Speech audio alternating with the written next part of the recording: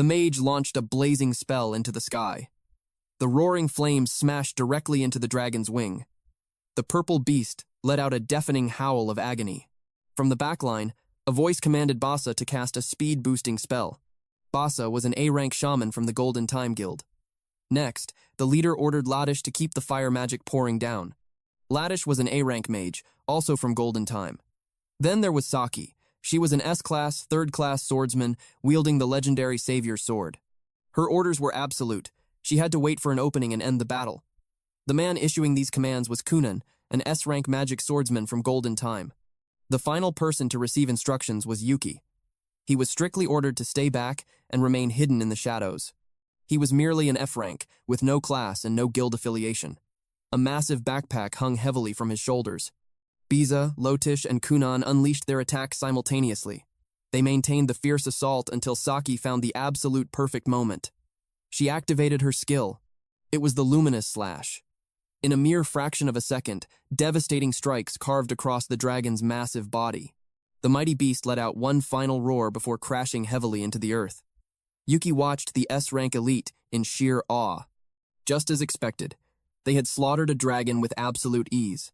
Decades had passed since the dungeon disasters first shattered their world, bringing forth the adventurers who dared to challenge them. Yet humanity still struggled to clear their rapidly multiplying numbers.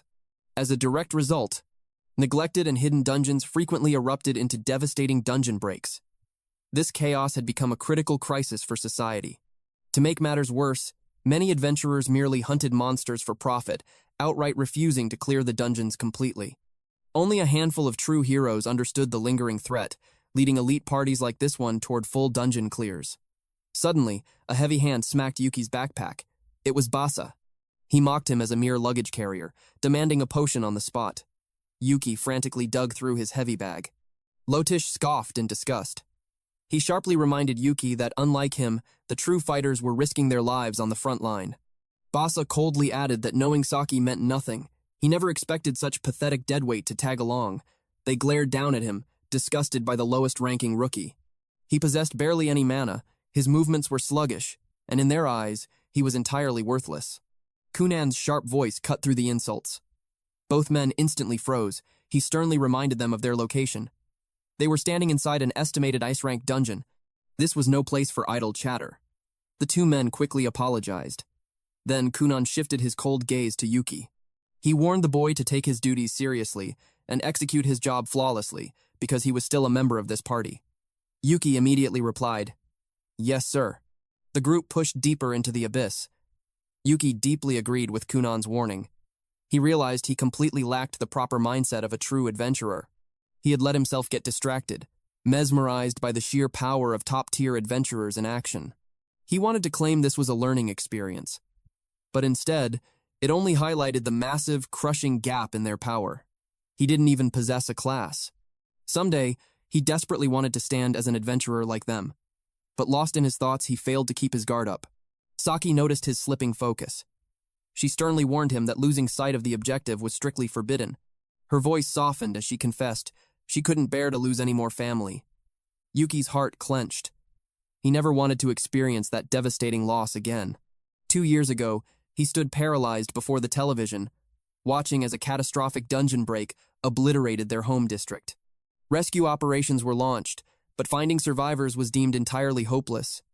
These terrifying dungeon disasters had rapidly evolved into an unstoppable crisis. He and Saki had been raised together in a local orphanage. Idolizing the brave adventurers, they left that warm home to chase their own dreams.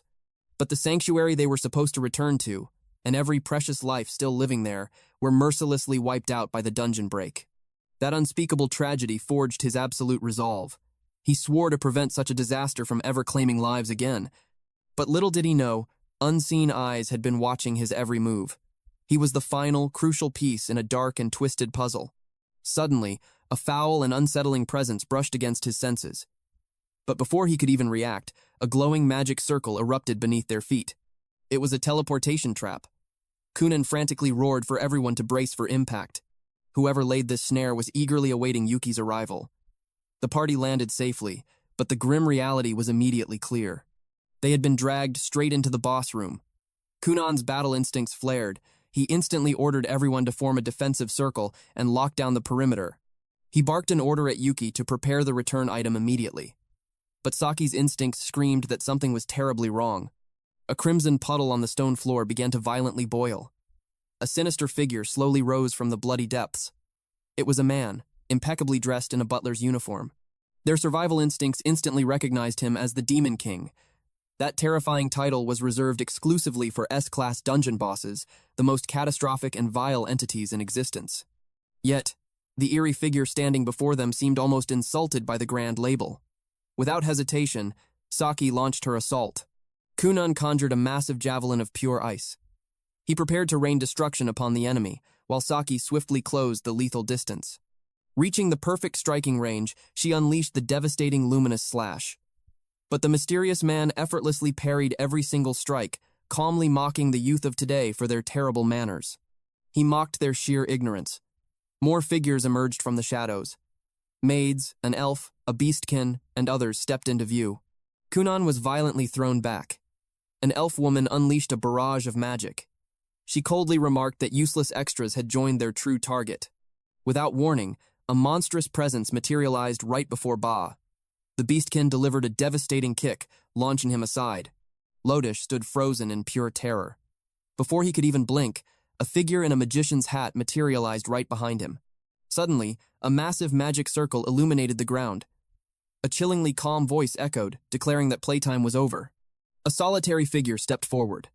The true Demon King had finally arrived. His mere presence projected a crushing, suffocating pressure. Yuki watched the scene unfold in absolute disbelief.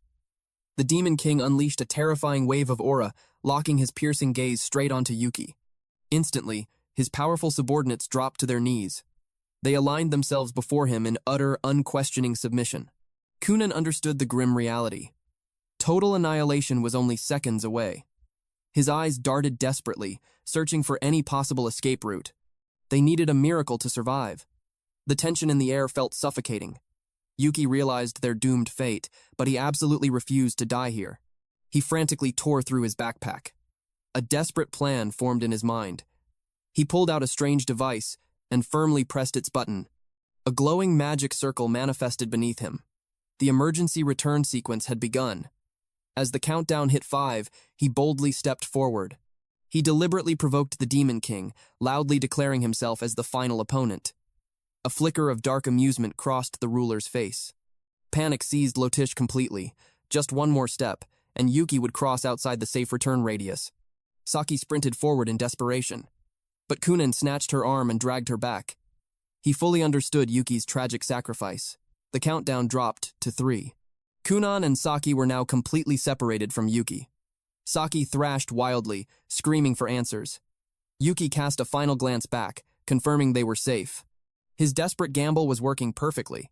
Thanks to Kunan's quick thinking, the Beastkin lunged directly at Yuki instead. The Demon King demanded to know his foolish scheme. The timer ticked down to 2.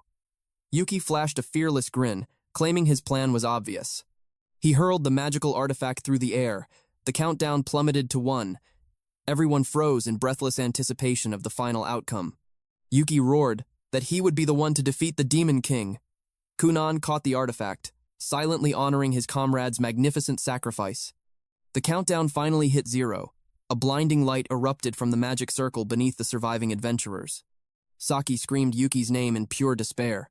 Everyone else was teleporting to safety, leaving him behind. As her cries echoed, Yuki simply felt a profound peace. In a flash of light, they vanished completely. The Demon King stared down, questioning if this sacrifice was truly his grand victory. Yuki stood tall and confidently answered yes.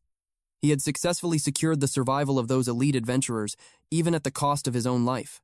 As long as they lived, they would inevitably conquer this dungeon. Yet, a heavy guilt weighed on his heart for leaving Saki to grieve. The Demon King was genuinely impressed. Yuki had discarded his own life for humanity's future. He praised this suicidal madness as a truly spectacular sight. Then, the Supreme Ruler offered the human an unexpected deal. Caught completely off guard, Yuki demanded to know the terms. The Demon King confirmed his unbelievable words.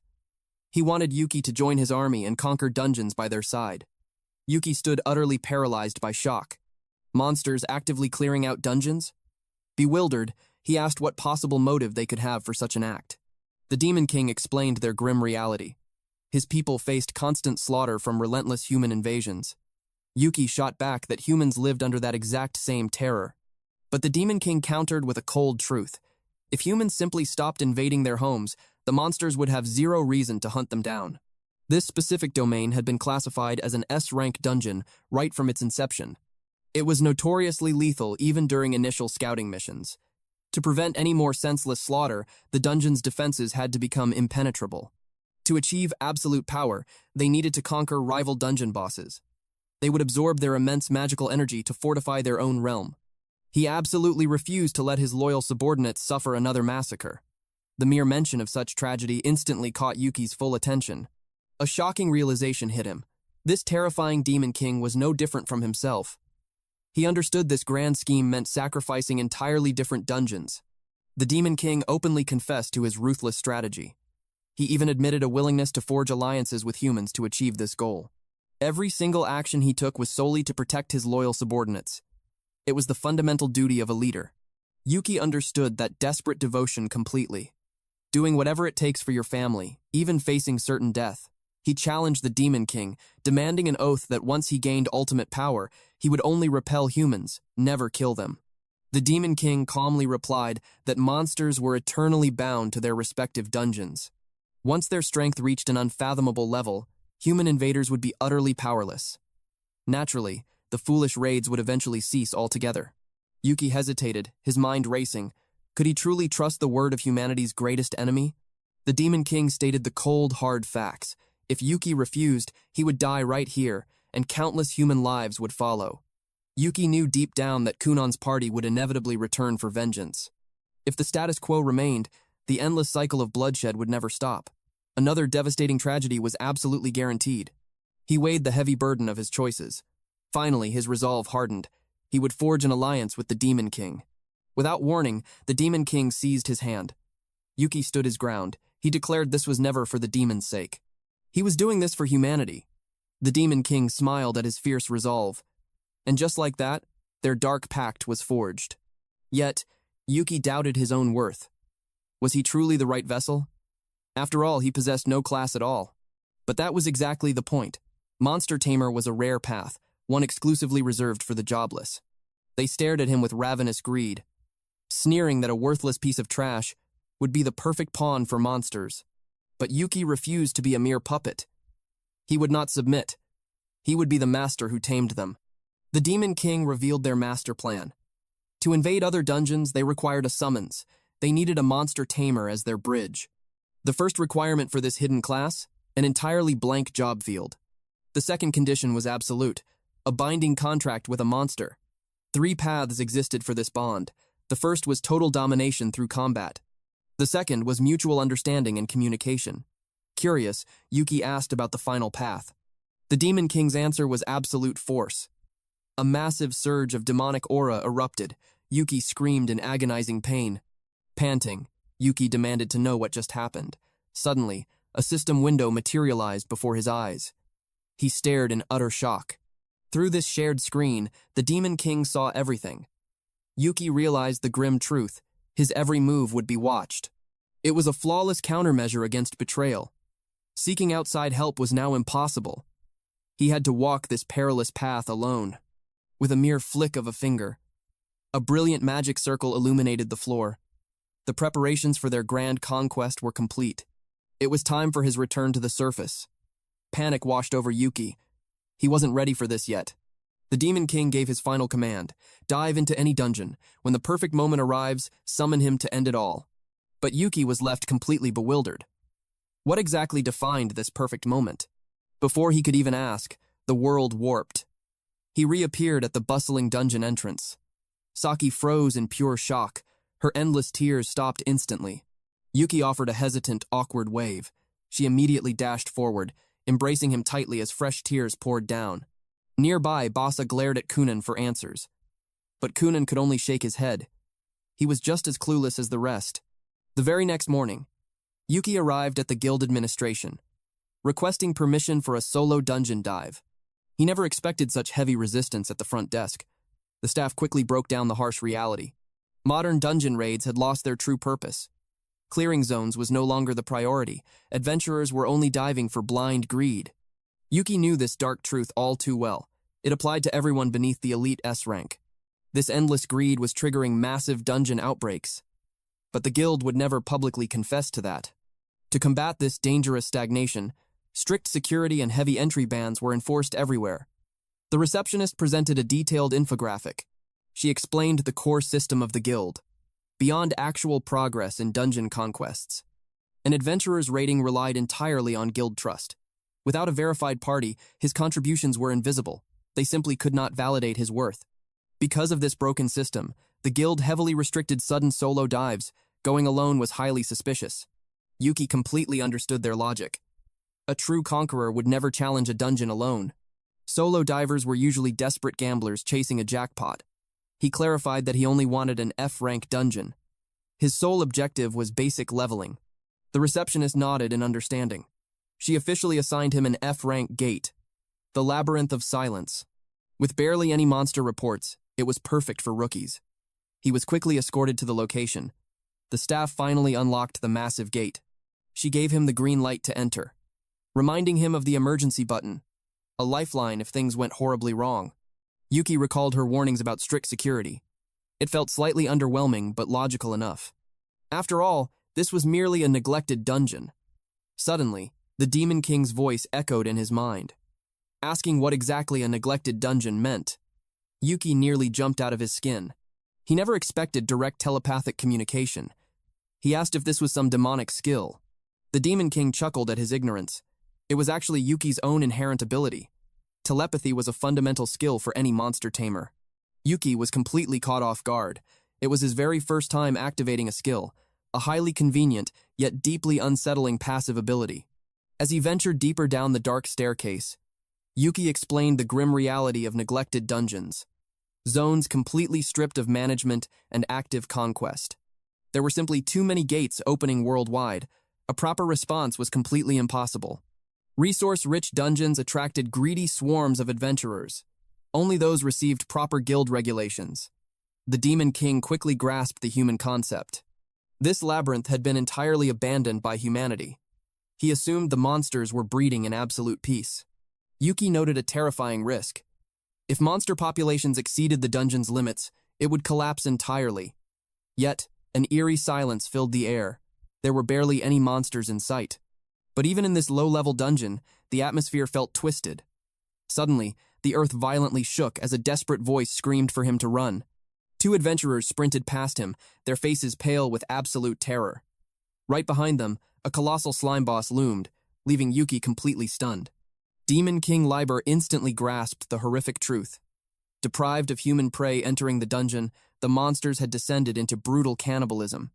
That was why the dungeon was so empty, and exactly why this grotesque creature had mutated to such a massive size. Yuki desperately guided the survivors into a narrow alley. But the massive beast was closing the distance at terrifying speed. Just as escape seemed possible, the woman's strength completely faded.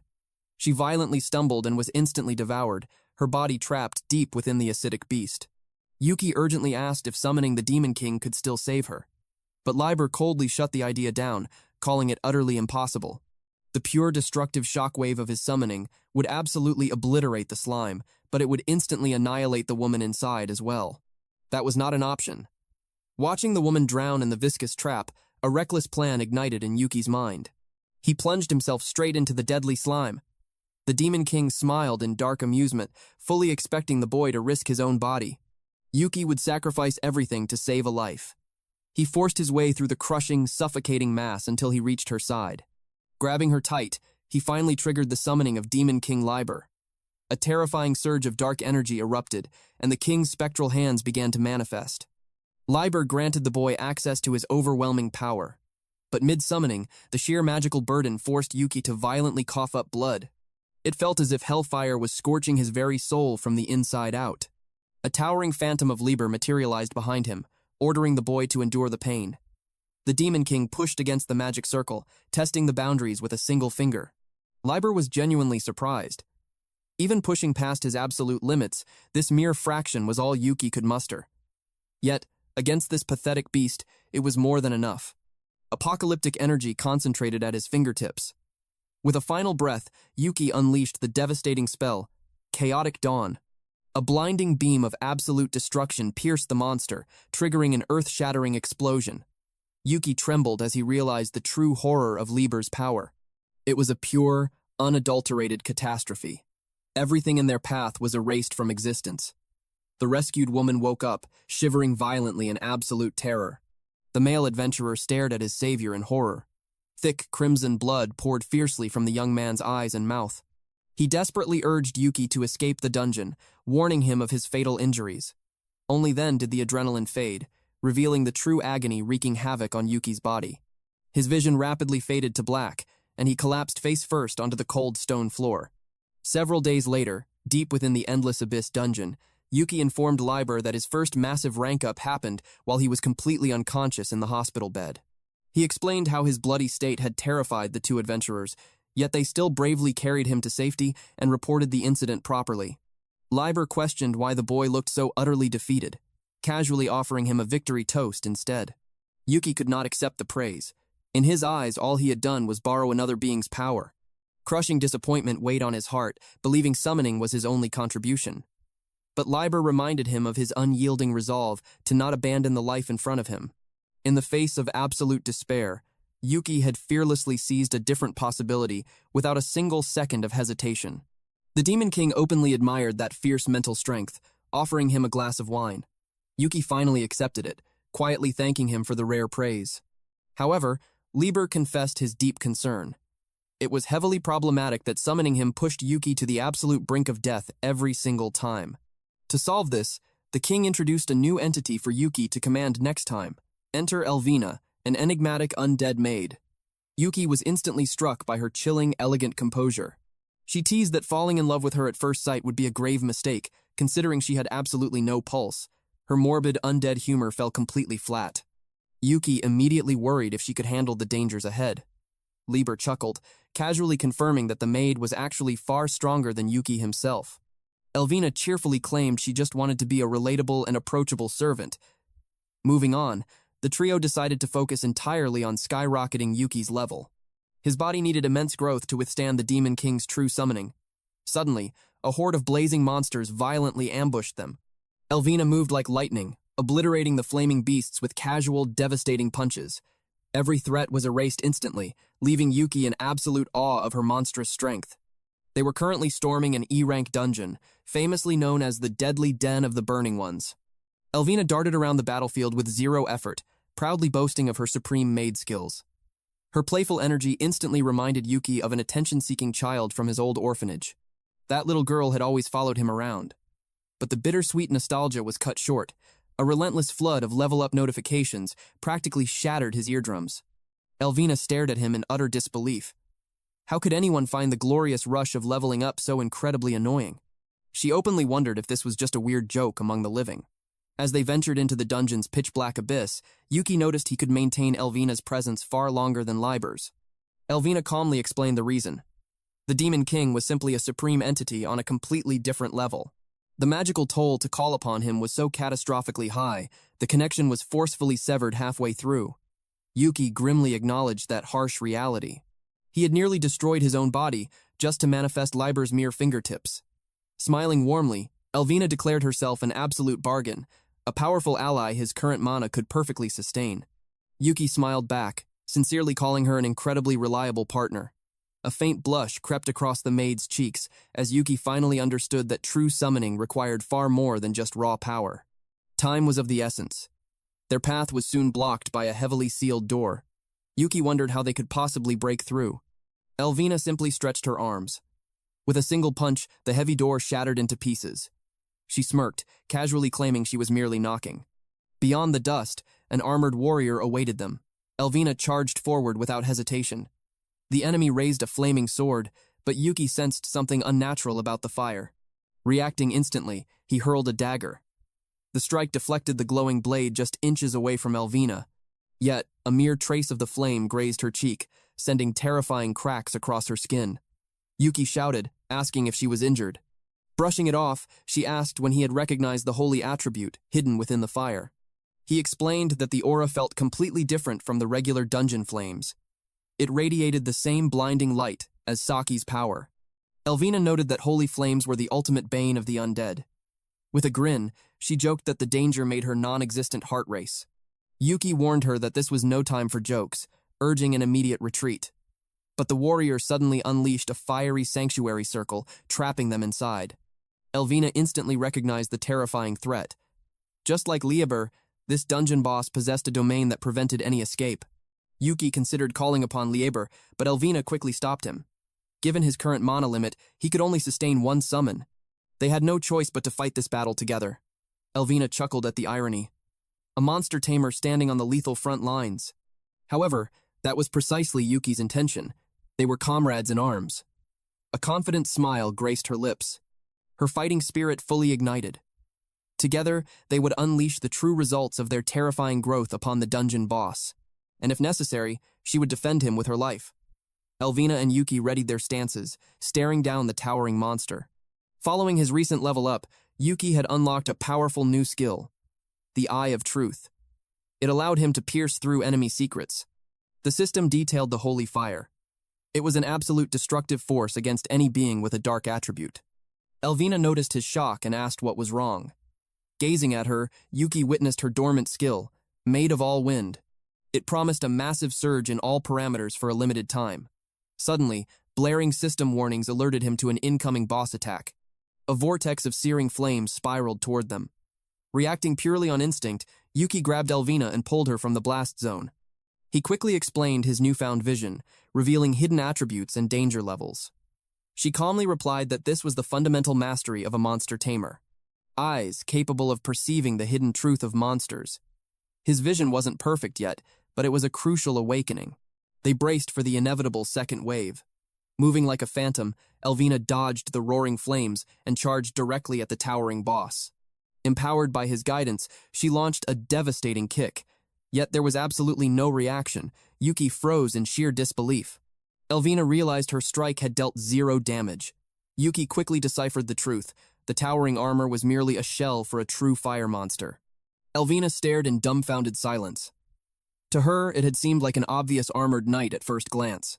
He explained that amorphous fire entities were swarming inside the armor, constantly shifting to negate all impact. Her physical strikes were simply passing through empty space. She was completely missing their true bodies. Through his piercing gaze, Yuki watched the hidden weak point indicators shifting within the fiery shell. Their counterattack strategy was locked in. With a playful smirk, Elvina warned him not to get too mesmerized by her deadly performance. He yelled a sudden warning as the boss charged a massive strike. He commanded her to leap immediately. The tactical commands rained down. Duck. Evade to the right.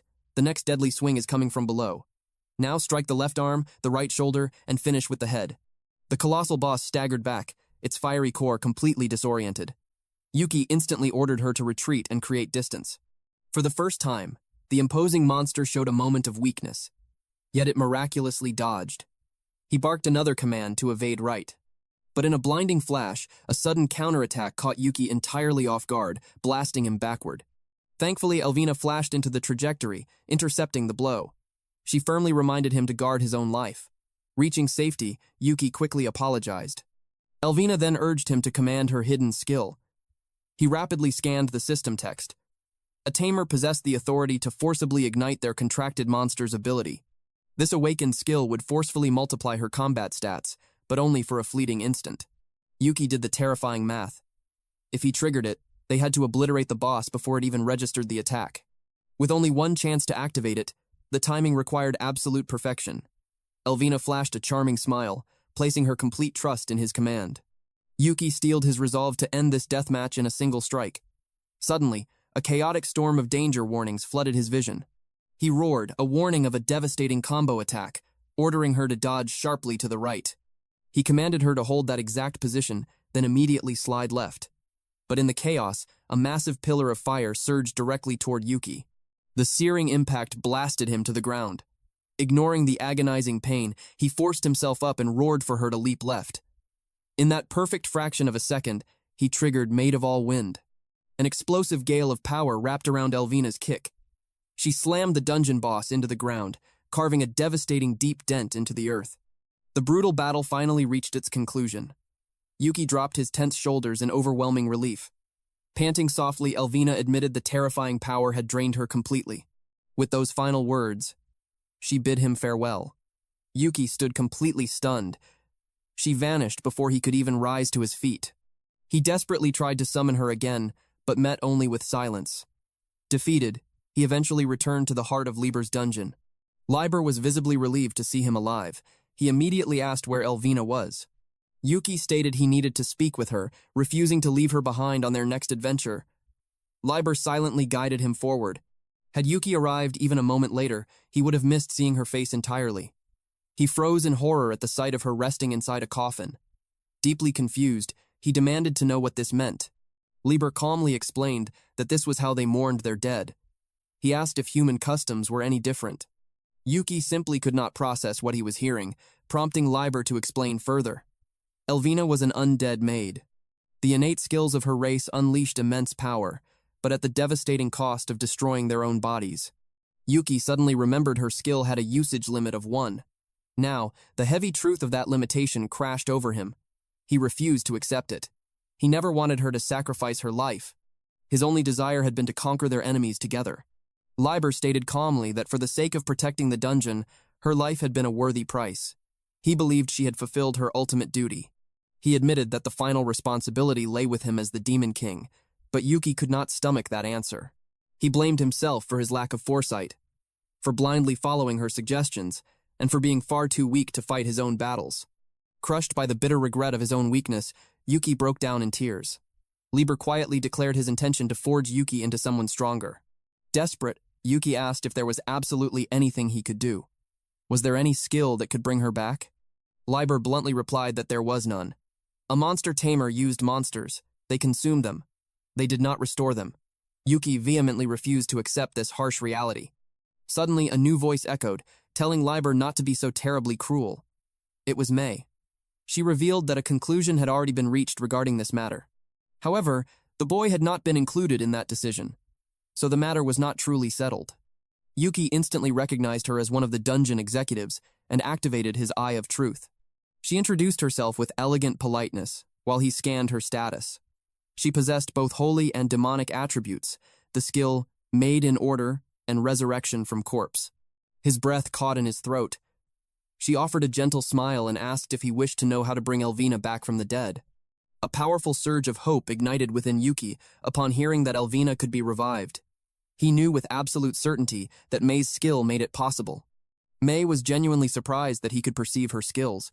Because of his vision, there was little need for a lengthy explanation. Yuki quickly clarified his limits. He could only see the basic effects of the skills and the strict conditions attached to them. That made perfect sense. He had only recently awakened the ability, so it was entirely natural for his understanding to be limited. He pleaded with May to explain everything properly. In response, May formally introduced herself and her true role. She was the overseer of everyone within the dungeon. She managed internal affairs, cared for its inhabitants, and served as their ultimate backup. That single word, backup, seized Yuki's attention, prompting her to elaborate. Since humans constantly invaded to slaughter them, she existed as their vital insurance policy. Even if an ally fell in battle, she could resurrect them and single-handedly prevent the dungeon from collapsing. The instant Yuki heard those words, he fiercely demanded she resurrect Elvina immediately, but May calmly reminded him of the strict conditions. First, the skill consumed a truly astronomical amount of magic. Its efficiency was terribly low. For example, if she were to kill Yuki and resurrect him, the cost would equal the magic required to construct an entire dungeon floor. For a mere human, that cost was already utterly excessive. But for Elvina, the magical toll would be far greater. She explained that activating the skill would cause their dungeon to drastically shrink in size. The grim reality hit Yuki immediately. A smaller dungeon would be painfully easy for human invaders to conquer. She confirmed his fear, adding that even the executive Xian fiercely opposed the idea. Shrinking the dungeon would inevitably lead to countless more deaths. Desperate, Yuki suggested slowly stockpiling their unused magic over time. Given enough time, they might finally gather enough for a single resurrection. Unfortunately, that strategy was completely flawed. The second condition firmly required the deceased individual's own remaining magic. Elvina's magic still lingered, but it would completely vanish within 10 days at most. That was exactly why they needed to urgently harvest magic from another source. May nodded, confirming his logical conclusion. That was the exact reason they had originally sent him to conquer a slightly larger dungeon. Finally, the absolute truth clicked in Yuki's mind. By stealing magic from rival dungeons, May's resurrection skill could be unleashed without any deadly restrictions. That was undeniably one of their primary objectives. However, the dungeons Yuki had encountered thus far were nowhere near sufficient. He anxiously asked just how much magic was truly required, considering even an F-rank or E-rank dungeon demanded so much. May calmly admitted she did not fully understand the human ranking systems, but she revealed a chilling fact. When she had proposed targeting a truly massive dungeon, everyone else had immediately dismissed it as sheer suicide. They refused to gamble with the core of their master plan. Elvina had sacrificed her very life to protect it, and exposing it to mortal danger again was simply unthinkable. Yuki boldly stepped forward to volunteer. Lieber instantly shot the reckless idea down. He demanded to know if the human possessed any strategy at all, warning that Yuki and any new beasts would share Elvina's tragic fate. Yuki frankly admitted the bitter truth. He still possessed no clue how to conquer the trials ahead, nor how to awaken true strength. Yet, if this was the only path forward, he would walk through hell itself to see it through. He knew this unyielding resolve was exactly why Lieber had forged their contract. The Demon King accepted his answer, yet he was still fully prepared to refuse the boy's plea. Suddenly, a subtle cough cut through the heavy silence. The demonic butler stepped out from the shadows, volunteering to forge the boy's strength. Yuki instantly recognized the imposing figure. It was the very same warrior who had clashed blades with Saki. May smiled brightly, thrilled to see Viento backing their desperate cause. Viento stated coldly that with Yuki's pathetic current power, blood and sacrifice would follow him everywhere. Lieber silently acknowledged the harsh reality. The Demon King surrendered Yuki to Viento's brutal care for the next 7 days. The butler commanded the boy to follow, and Yuki steeled his resolve, placing his life in the demon's hands. May sighed in relief, praising Viento's overwhelming might as a safety net. However, Lieber sternly ordered her to shadow them without a second's delay. He knew that Viento had fiercely opposed relying on a mere human from the very beginning. There was a terrifying chance the butler might just execute the boy on the spot. May swallowed hard, realizing the grim possibility. Meanwhile, Viento and Yuki stepped onto a glowing teleportation array. As the blinding light faded, Yuki's eyes widened in sheer disbelief. They were somehow still trapped within the labyrinth's walls. Viento explained that this was a hidden manifestation of the Demon King's absolute authority. Every high-ranking executive possessed their own sovereign domain within the dungeon. No mortal had ever set foot inside an executive's inner sanctum. The butler coldly advised him to bow his head and feel honored. Gazing at the awe-inspiring scale and endless abyssal floors of the stronghold, the crushing weight of reality hit Yuki. Bringing the dead back to life was truly a desperate, heaven-defying miracle. He looked to Viento and asked if this hellish training would finally allow his level to rise. The demon scoffed, explaining the brutal truth of the human system. To level up, mortals had to plunder the magical essence of beasts and labyrinths, violently forcing it into their own mortal vessels. In simple terms, adventurers acted like a plague. Every battle they fought chipped away at a dungeon's life force, stealing its ancient magic for their greedy growth. But Yuki was bound by a sacred pact to the Demon King himself. Even though the executives inhabited different physical forms, their souls were tied to the very same magical lifespans of Lieber's domain. Because of this deep connection, using the traditional human method of leveling up was absolutely impossible. The pieces finally clicked into place. This was why Lieber had risked sending him into rival labyrinths all along. With that realization, he asked Viento what brutal crucible awaited him. Instead of answering, Viento hurled a heavy blade through the air. Yuki's instincts kicked in, snatching the hilt before it struck him. The message was crystal clear. He needed to learn the art of the sword. Viento declared he had an eternity of lessons to carve into the boy's flesh, beginning with the pathetic reality that Yuki possessed zero martial foundation. He demanded the human forge these incoming techniques into true, devastating power. Right now, Yuki was utterly worthless. He possessed no raw strength, zero tactical knowledge, and a tragic lack of innate talent. Before the crushing insult could even register in his mind, Viento erupted into violent motion, launching a lethal strike. The demon roared that if he truly wished to drag Elvina back from the abyss, he had to forge it all from scratch. Foundation, raw power, master technique, infinite knowledge, and sheer talent. He needed everything. Viento moved like a phantom. His blinding speed made Yuki question if his human eyes could even track the onslaught. The butler coldly warned that if the boy shattered here, the fate of their world would simply fall to a warrior who was actually worthy. A suffocating aura washed over Yuki. He mistook it for pure bloodlust, until a chilling realization hit him. Viento's expression turned terrifyingly serious. He swore he would never execute a pawn so recklessly, out of absolute loyalty to the labyrinth and his master, Lord Lieber. Yuki understood the terrifying subtext. To this ancient demon, the boy's fragile life was completely insignificant. Without an ounce of pity, Viento issued a single, impossible ultimatum. Survive for 3 hours. To truly carve the way of the sword into your soul, there is no greater teacher than the absolute brink of death.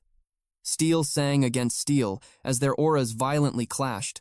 Yuki roared, vowing to crawl through hell itself to resurrect the fallen girl. His demon eye of truth snapped open, flaring with crimson light. The system revealed Viento's devastating signature art, the blood petal blade. Every single motion was an executioner's strike. The overwhelming gap in their power levels was a bottomless abyss, leaving the desperate human completely blind to any path of survival. Since his mortal strength could not withstand the terrifying impact, his only desperate option was to keep moving. He threw himself blindly into the unknown, trusting his instincts over his failing eyes. Viento scoffed, mockingly asking if evasive scrambling was truly the boy's ultimate technique. The demon surged forward like a hurricane. A flash of icy steel grazed the boy's cheek, drawing a thin line of fresh blood. The relentless storm of strikes continued, yet by some absolute miracle, the human danced away from lethal damage. Viento narrowed his eyes, reluctantly acknowledging the boy's desperate survival instincts. However, the mortal's footwork was a chaotic mess of wasted energy. The seasoned warrior instantly targeted this fatal flaw. Every desperate counterattack was casually crushed under the demon's overwhelming pressure. The boy was drowning in an ocean of absolute despair. Viento could see the boy suffocating, unable to buy even a fraction of a second to catch his breath. To make matters worse, his battlefield processing speed was tragically pathetic. Reacting only after his weapon was blocked was a rookie mistake. Against a true master, that hesitation was a literal death sentence. Shattering the air itself, Viento launched a devastating overhead strike, crashing down like a meteor. Yuki threw his blade up in a panic. Sparks erupted in a blinding flash as the shockwave nearly shattered his bones. Desperately fighting through the terror, he forced his trembling arms to swing back, pressing a reckless counteroffensive. Yet the demon casually flicked his wrist. He stopped the desperate strike with terrifyingly minimal effort, his calm gaze piercing through the boy's soul. Forcing an attack is useless, he declared. A single devastating strike from Viento sent Yuki flying. Crimson stained the stone floor. Yet, the boy had miraculously sliced a fraction of Vento's hair tie. Viento took immediate notice. Yuki's footwork had sharply evolved. He claimed he could read Vienna's blade. He saw the exact trajectory and the perfect angle to deflect it. Raw stats no longer dictated the battlefield. Through his awakened eyes, Yuki could dismantle how the monster moved its anatomy. Vienna praised the boy's piercing gaze. But observation alone could not bridge the massive gap. Their physical limits clashed. Their mastery of the blade was incomparable. Above all, a massive chasm of battle experience divided them. Yuki stood at death's door. His battered limbs screamed in pure agony. Blinking danger markers completely swallowed his sight. Terrifyingly, Viento had yet to ignite his mana. This overwhelming force was born from pure swordsmanship alone. Yet, the boy's fierce ambition burned bright. Viento marveled at this unbroken resolve despite the absolute despair. Was this mere foolishness or true potential? The master decided to push him to the absolute brink. A sinister aura erupted from his body. Lethal warning markers blinded Yuki entirely. Total darkness consumed him. Death was imminent. Hesitation meant absolute destruction. In a desperate gamble, Yuki shut off his own survival instincts. The only path to victory lay in reading Viento's technique. He had to shatter his own perspective. Survival was no longer the goal. If death was certain, he would go down fighting. Viento's crimson aura crystallized into merciless blood blades. Yuki locked onto the furious barrage. Steel clashed against power, igniting a catastrophic explosion. The massive shockwave obliterated the arena. Amidst the flying debris, Viento stood in absolute awe. A thin line of crimson graced his cheek. He stared down at Yuki, who lay motionless on the shattered floor. The boy's body had been torn apart by the onslaught. Hours later, Yuki gasped for air. Viento stood silently at his bedside. The master ordered him to follow immediately. Yuki stumbled, his mind still clouded in haze. Memories of stealing that divine technique flashed back. He questioned his miraculous recovery.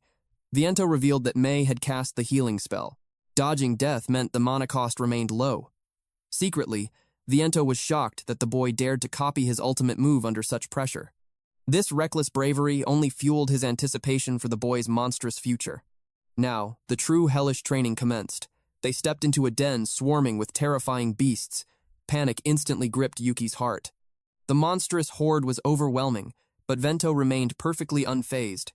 Yuki instinctively drew his blade. He braced his soul for another fatal encounter. Yet, a baffling twist shattered his expectations. Why was he commanded to pour tea for these savage creatures? To make matters worse, he was clad in a crisp butler's suit. Vento revealed the hidden truth. An absolute master of the sword possesses flawless, efficient grace. Every step, breath, and twitch must be fiercely calculated. Yuki had to purge every single useless habit from his flesh. The art of service demanded absolute perfection. No faltering steps, no hesitation, and certainly no trembling hands. This was the ultimate test of supreme physical control. Simultaneously, he had to awaken the true potential of his ocular powers. A mere skill could transcend its limits through creative mastery. This bizarre banquet hosted beasts from countless savage tribes. Yuki needed to pierce their beastly natures, perfectly anticipating their every craving. The boy locked his gaze onto Viento, burning every micro-movement into his brain. He studied the flawless flow of the master's service. Viento moved like a tranquil river, effortlessly balancing massive towers of porcelain. Yet, when Yuki attempted this delicate art, his fingers violently shook. A harsh crash echoed as porcelain shattered across the floor. In that humiliating failure, a grand epiphany struck him. Mere observation was a fool's trap. Forcing his rebellious flesh to execute the art was an entirely different realm of torture. His pathetic imitation disgusted him. This fatal flaw in his body control had remained hidden amidst the chaos of combat. Blindly copying a master would only lead to ruin. He had to forge his own path and bend the techniques to his will. A fierce inner dialogue began, seeking total dominance over his physical vessel. The very next dawn, he faced a truly terrifying beast. The gargantuan brute locked eyes with the boy.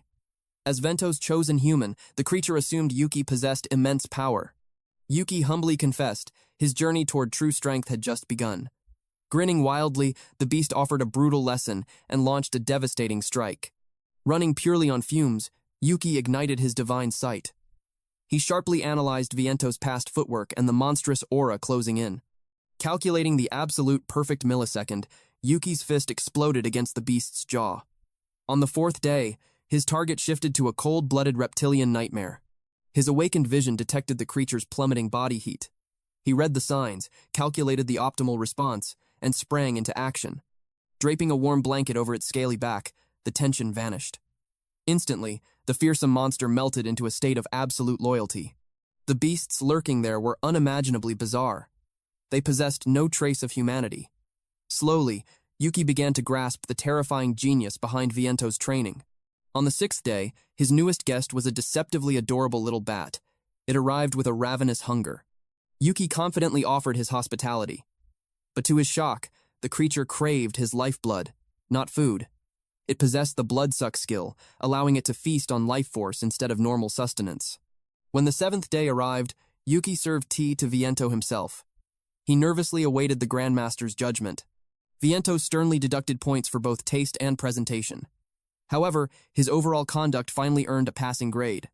For endless days, Yuki had endured a maddening cycle of brutal combat and elegant tea parties. Miraculously, he had survived it all. And in that final moment, the pieces of his training finally aligned. But Viento quickly shattered his relief.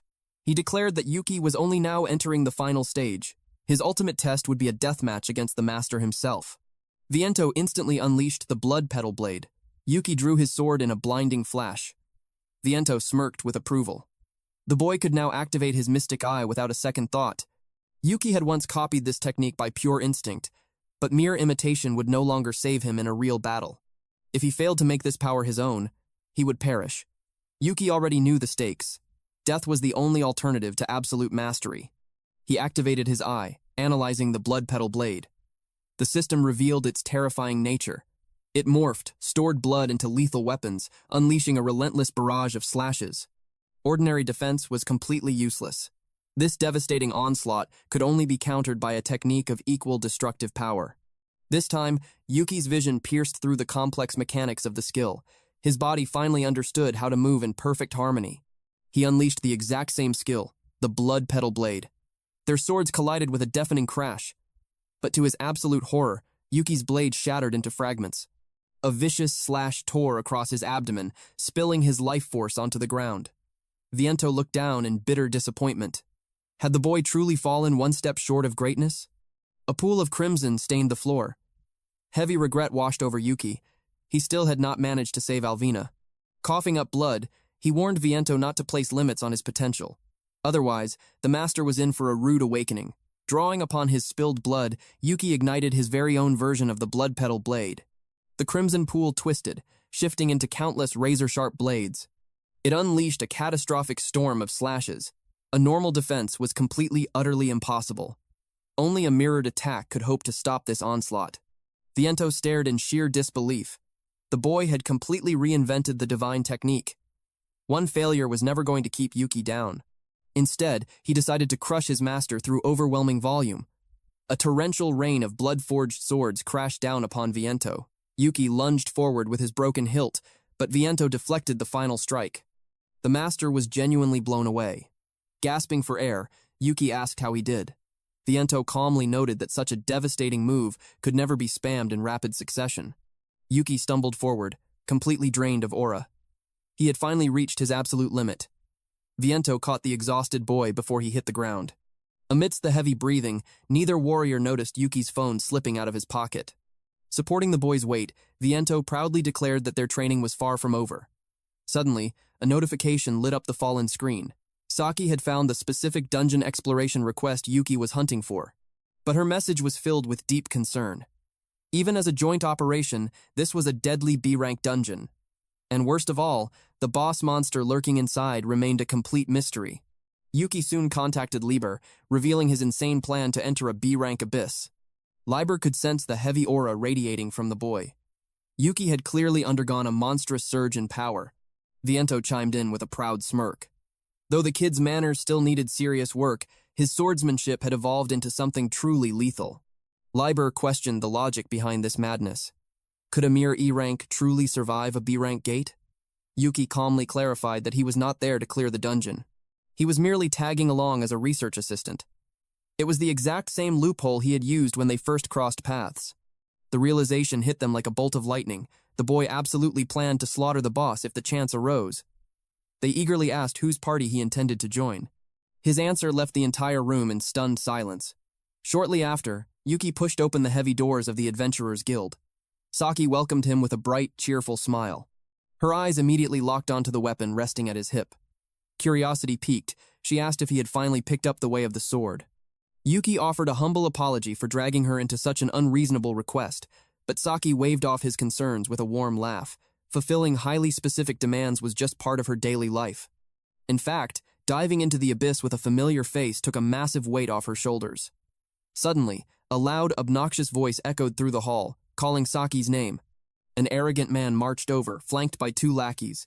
They impatiently demanded she hurry up so they could raid the dungeon. The moment their eyes fell on Yuki, they aggressively questioned his identity. Yuki leaned in, quietly asking Saki if these loudmouths were her official party members. She simply shook her head in exhaustion. She clarified that they were not hand-picked comrades. They were merely random volunteers who snatched the public guild request. Their pathetic strategy was crystal clear. They wanted to power level safely by leeching off an S-rank powerhouse like her. Sizing Yuki up, the arrogant men assumed he must be an elite A-rank hunter since he stood beside Saki. But when Saki casually dropped that he was just an E-rank, the mood aggressively shifted. The leader erupted into mocking laughter, absolutely delighted that Yuki was ranked lower than his squad. He arrogantly sneered that an E-rank piece of trash would only be dead weight in a high-level gate. He even claimed they were doing Saki a massive favor by carrying her. He ordered her to ditch the deadweight loser and roll with proper B-rank elites instead. Saki completely ignored the barking dog, calmly stating that Yuki had already solo-cleared 2 deadly dungeons. Yuki offered a modest shrug, vaguely confirming her claim. The arrogant hunters burst into disbelief, refusing to accept the terrifying truth. An E rank clearing a dungeon entirely solo? That was completely unheard of. Normally, adventurers only ranked up through basic investigations or simple delivery requests. Unless someone was fiercely aiming for A rank or higher, solo dungeon raids were simply never attempted. Knowing this, the party leader grew visibly irritated. His original plan had been perfectly calculated. He wanted to manipulate Saki into clearing dungeons, allowing him to ride her success straight to A rank. But if someone had actually cleared these dungeons alone, it would completely ruin his chances of standing out. He aggressively pressed the issue again, but Saki had finally had enough. She firmly reminded him that he was hired to assist with an investigation, not a full clear. She then broke down their current target.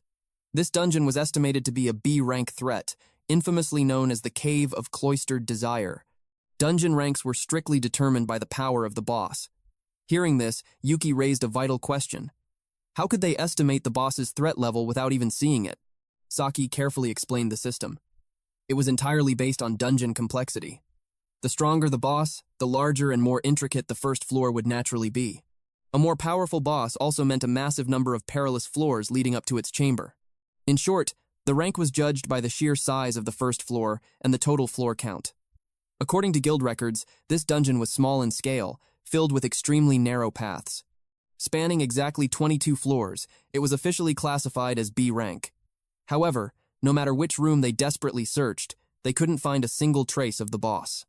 Because of this baffling mystery, the investigation request had eventually been passed down to Saki, though she openly admitted she wasn't particularly skilled at this type of detective work. Suddenly, the earth violently trembled.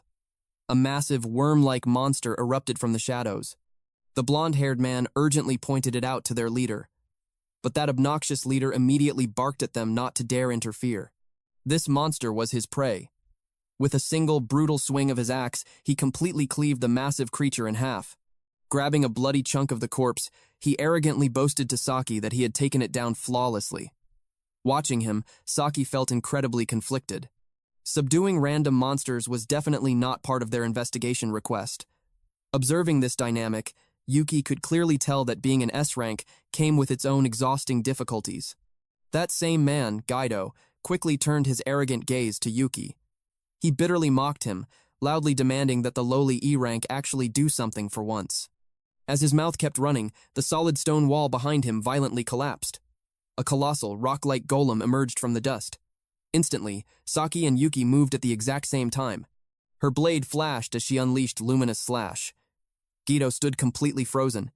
He hadn't even seen her move. Without missing a beat, Saki told them she didn't need any combat support. Her orders were absolute. She only wanted them to focus entirely on investigating and simply staying alive. Then, Yuki calmly apologized.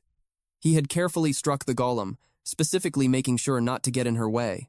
Saki paused, asking if he had intentionally timed his attack with hers. Yuki casually replied that he had. The beast had just looked quite sturdy. Hearing this, she was left completely stunned. Even if it was just a single strike, the fact that he could match her pacing was absolutely incredible, especially considering he had only recently started learning the way of the sword. A faint blush quickly crept across her cheeks. His combat sense was far beyond what she had expected. Now she finally understood why that brief clash had felt so perfectly smooth. She smiled brightly at him. She warmly thanked him for his backup and genuinely praised him for doing such an impressive job. Watching the massive golem emerge directly from the solid rock, Yuki couldn't help but sigh. Dungeons truly defied all natural logic. Saki firmly reminded him to leave the combat to her, while they focused solely on investigating. Off to the side, Guido looked visibly displeased. With things constantly turning out this way, his wounded pride flared. He became fiercely determined to find the boss room and make a major contribution. But after 10 grueling hours, they still hadn't found a single trace of it. The three men were completely, physically exhausted. Saki scoured the area all over again, but there seemed to be absolutely nowhere left to go to reach the next floor. They had already exhausted their search for hidden branches. Driven by pure curiosity, Yuki calmly placed his hand against the cold stone wall, wondering what secrets lay hidden beyond it. Gaido loudly scoffed at him, taking the opportunity to arrogantly lecture him about dungeon mechanics. A dungeon was an isolated magical dimension, he explained with absolute certainty. It only mirrored a part of their world. Even if it looked exactly like a natural cave, it was entirely an illusion. Without warning, Gaido violently lunged forward, driving a vicious knee toward Yuki. Yuki didn't even flinch. He stood perfectly frozen in place, his expression blank as the aggressive attack closed in. Pulling back at the last second, Gaido smugly warned him. Trying to dig through dungeon walls would only result in hitting a solid layer of mana, gravely injuring himself. Unfazed, Yuki calmly replied that it certainly didn't look that way to him. Gato frowned in deep confusion. Activating his special eye, Yuki revealed the shocking truth. The entire cave was crafted from the exact same material as the golems they had been fighting. Complete understanding instantly dawned on Saki. She sharply ordered everyone to step back and unleashed a devastating luminous slash. A massive hole burst open in the solid wall. Without hesitation, she commanded them to step inside. The moment they crossed the threshold, they were instantly greeted by a towering golem. The suffocating tension was palpable, especially for a terrified Gaido. Finally, Saki realized the horrifying truth. They weren't just standing inside a dungeon. They were standing inside a massive golem that had been masquerading as a dungeon all along. Gaido desperately asked what the point of such an elaborate trick was. The terrifying answer was glaringly obvious. To perfectly fake its threat rank. Yuki then asked the chilling question, did this mean they had only just reached the real first floor? The overwhelming scale of the dark space gave him his answer. It was so impossibly vast, it felt exactly like stepping out into the open world. Saki initially thought it was an A-rank threat. Then she quickly corrected herself in pure awe. This entity was on the terrifying verge of becoming an S-rank disaster. They quickly reviewed their intel first. Only then did they finally confirm the terrifying truth. This was never a B-rank dungeon, but an A-rank, super-large dungeon. The very desert beneath their feet was a colossal golem. It had camouflaged itself as the dungeon floor.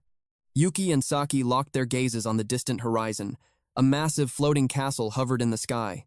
Gaido realized the colossal beast beneath them had fallen perfectly still. Saki revealed the grim truth. It had shut down to conserve mana after failing its mission. Confusion clouded his face. So Saki made the situation crystal clear. This entire dungeon was built to prevent an S-rank conquest. It was designed to trap someone exactly like her. That chilling realization put her on high alert. Gaido stood completely paralyzed. He had always viewed monsters as nothing more than mindless beasts. Saki shattered that illusion. Dungeons were never just resource farms.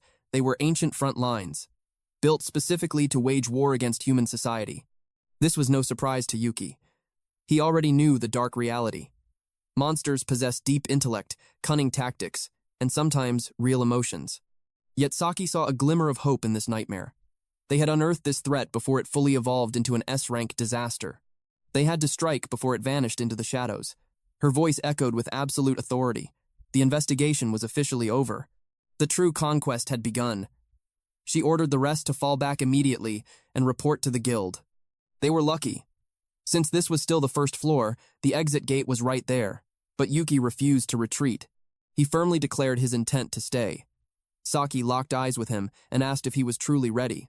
Seeing her unwavering calm, Yuki questioned her true motives for keeping him. She gave a cold truth. If everything went wrong, she needed someone to carry the boss's intel back.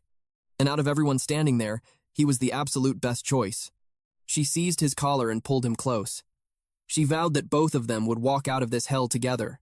Yuki firmly agreed. Above all else, he refused to watch anyone else die. Without hesitation, Saki swept him into a princess carry and launched into the air. She triggered luminous formula and became a blur of sheer speed. In a flash, they vanished from Gaido's sight. Yet, he stubbornly refused to just go home. A shattered piece of yellow crystal hit the earth. Saki rocketed toward the floating fortress. They smashed straight through the dungeon floors to take the fastest path possible. The atmosphere grew impossibly heavy. The mana was so suffocating, it felt like the very abyss of the dungeon. Suddenly, an eerie voice pierced the silence. It mocked them, stunned that mere humans had breached its inner sanctum on their own. A crimson figure of pure crystal flipped through the air. It descended in a blinding flash, its razor-sharp body spinning with lethal grace. The dungeon boss had finally appeared. Carrot, the jewel golem. Her one dark ambition was to become the most beautiful and effortless demon lord. The pieces finally clicked in Saki's mind. Carrot had been hoarding massive amounts of mana in the shadows for this exact purpose. The boss confirmed her grim theory. Drop by drop, Carrot had been refining her terrifying beauty. Without a single warning, Carrot unleashed Carrot Critical Cutter straight at Yuki. In a heartbeat, Yuki awakened the demon eye of truth. He perfectly evaded her relentless flurry of strikes. That mere feat earned Carrot's twisted respect. Anyone else would have been slaughtered instantly. Her terrifying speed was absolute. One single hit guaranteed death, but compared to Viento, she looked like she was standing perfectly still. Fear had no place in Yuki's heart. He met her fury with his blade. Karat sneered, calling his resistance completely futile. Her crystalline armor was leagues tougher than the previous beasts, but Yuki knew his blade wasn't meant to deal fatal damage. His only goal was to pry open her defense. In that exact second, Saki unleashed Luminous Slash. Carrot staggered in pure shock. Her perfect armor was scratched. Saki smirked at her durability. She was tough, but far from invincible. With explosive force, she blasted the golem into the stone wall. Yuki watched in absolute awe at the devastating power of an S-rank skill. Carrot whined in pain. But Saki felt a sudden chill run down her spine. The monster was way too calm. A hidden trick was coming. She sharply warned Yuki not to lower his guard. He braced his sword and asked what was coming next. Saki charged back into the fray, launching a fierce combo to crush Carrot's defense. Then, Carrot's sinister voice echoed. She claimed she had pinpointed their one true weakness. She instantly triggered Carrot Creation Colossal. A terrifying wave of mana was drained. Yet the battlefield remained completely still. Suddenly, the color drained from Saki's face. The golems outside with Gaido had resurrected. Their only escape route was entirely sealed off. Carrot smiled maliciously. If they didn't run to save those men, it would be a massacre. Saki grasped the horrific truth. Carrot had harvested her power directly from the fallen golems. They were trapped in a fatal dilemma. If they wasted time fighting Carrot, their comrades would be slaughtered. Yet, leaving the boss unattended was a death sentence. Yuki made the ultimate call. He ordered Saki to go save them. His voice held zero hesitation. He would defeat this demon lord himself. Saki entrusted everything to his blade. Before vanishing into the shadows, Saki flashed a confident smile. She promised a grand celebration when they returned alive. Carrot burst into sinister laughter. She mocked the sheer arrogance of a boy who couldn't even pierce her armor. To her eyes, he was just a meaningless sacrifice. But Yuki silenced her with a blazing glare. This was never a sacrifice. It was pure trust. Saki, Liber, and Viento had laid their absolute faith in him. That absolute conviction anchored him. And with that same unbreakable resolve, he would answer the call. Carrot froze as his mana erupted. She simply could not comprehend how a mere human wielded a monster's aura. Yuki made a chilling declaration. From this moment forward, he would fight as a monster. He was going to tame her. He warned her to brace herself. This blade art belonged to a beast far beyond her realm. Karat gasped in absolute shock as Yuki's steel pierced her flesh. He had completely analyzed her technique. By reading her every motion and the flow of her power, not a single movement was wasted. Every strike was fatally precise. She immediately shifted her stance, activating her Carrot Cure Cut. She was absolutely certain he could never deflect this form. She intended to wipe him from existence. But Yuki challenged her directly, daring to test if his blade could still reach her. He radiated confidence, but she spotted a fatal opening and instantly unleashed a slash. Yet, he turned her own unbreakable defense against her. The counterattack shattered her focus. Yuki delivered a devastating strike, sending brilliant crystals scattering from her form. She stood in utter disbelief.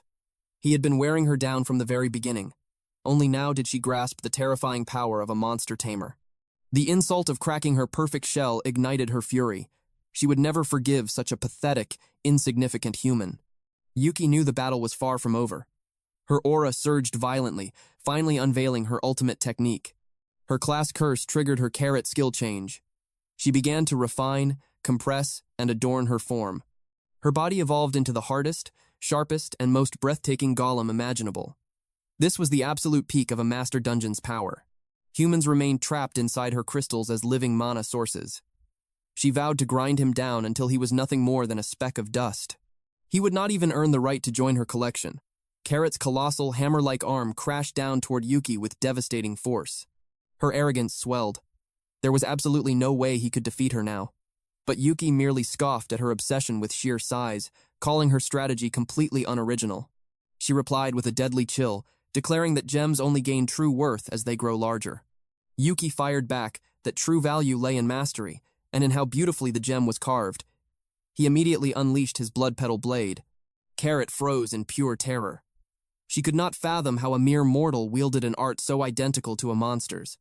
He calmly stated it was his personal style. A storm of ethereal swords bloomed around her, closing the trap from every possible angle. Her absolute barrier shattered into dust. The merciless blades carved through her from all sides, painting the air red as her body was torn apart. Yuki finally let his guard down. He had gambled his life on that strike, and won. Blood dripped heavily from his steel, the weight of the battle pressing down on him. With his back turned to the carnage, Yuki failed to realize that Carrot was still clinging to life. She could not believe that he foresaw her psychic sacrifice, forcing her to use most of her body as mere disposable material. It was an overwhelmingly powerful technique, but the toll was catastrophic. She lunged for a lethal ambush, yet Yuki deflected the strike in a heartbeat. He delivered a final warning. Her every move was an open book to him. However, she noticed one crucial detail. His body was rapidly reaching its breaking point. Once more, Yuki unleashed the blood petal blade in his unique style. She watched in pure confusion. Why launch that attack again when his body was failing? Yuki admitted the harsh truth himself. He could not take another step. So, he called upon his allies. A tiny, adorable bat materialized, offering him a smile. Earlier, within Liber's dungeon, the group finally understood why Yuki chose this specific beast. His grand strategy was flawlessly simple. He would utilize the very blood he had stockpiled. The bat possessed the skill of vampirism, allowing it to drain blood and convert it into pure energy. It was an art that demanded an ocean of blood to function. If both strikes missed their mark, Yuki would face certain death. He was bound by the rule that he could only contract a single monster. That meant the second assault absolutely had to connect. The initial strike had consumed his own lifeblood. Vento had been terrified that Yuki was pushing himself to the brink of death. But that was the core of his trap. He used his own exhaustion as the perfect bait to force the enemy's guard down. He masterminded his own vulnerability just to get close to the ultimate vampire, and at that exact moment, the tiny bat would execute its role. Carrot finally realized the horrifying truth. This had been his endgame from the very first strike. As the battle concluded, Yuki formally introduced himself. He was Yuki, a monster tamer who weaponized everything on the battlefield, allies and enemies alike. With one clean motion, he cleaved Carrot perfectly in half. She cursed him as a true monster before her body shattered into a million glittering fragments. Yuki calmly corrected her with a cold truth. He was only human, a human who had bound his soul in a contract with the Demon King. As the dungeon's latent power rushed over him, Yuki's eyes blazed like an inferno. He knew he had pushed his mortal limits far beyond the edge. Our hero then began to absorb the entire dungeon's mana directly into his cursed mark. A few tense moments later, his body stood on the absolute verge of collapse. With nothing left to give, he entrusted the aftermath to Liber. To everyone's shock, Saki arrived at that precise second and caught his falling body. She stood utterly stunned at the sheer scale of the aftermath. Yuki had slaughtered Karat completely alone. He was far too drained of blood to stand, so she held him up with everything she had. Meanwhile, far from the battlefield, the media swarmed frantically around a lone man who was preparing to make a world-altering announcement. He addressed the A-rank dungeon incident. The unprecedented anomaly demanded a direct report. Everyone involved had to explain exactly what happened. Camera flashes erupted through the room non-stop. This was an undeniable front-page headline. The officials announced the name of the top contributor. A fake dungeon appearing was already a massive scandal, but completely conquering it was a different story. Even the hardened, middle-aged officials could only gaze at the responsible adventurer in pure awe. Saki stepped forward. The entire crowd erupted the moment she appeared. She truly was the legendary White Flash. The people absolutely adored her. Immediately, a reporter questioned the severe risks of a dungeon collapse. Another demanded to know if an intelligent monster was involved. She silenced the room with a single gesture, then calmly detailed the conquest. Deep down, she found this incredibly annoying. Yuki had completely dumped this burden onto her shoulders. The second he received the briefing documents, he handed them over and vanished without a trace. She had told him to wait until his medical treatment was finished, but he was already gone, leaving her to wonder what could possibly be more important. Meanwhile, Yuki rushed straight back to Liber's domain. He immediately demanded an update on the resurrection process. May was unleashing a terrifying surge of aura. She declared that the final stage was almost complete. Viento quickly ordered Yuki to look away. The sheer concentration of mana could burn a person blind. Yuki could feel it, a suffocating pressure crushed down on him just from standing there. May called out to Elvina's soul. She announced that her break time was officially over.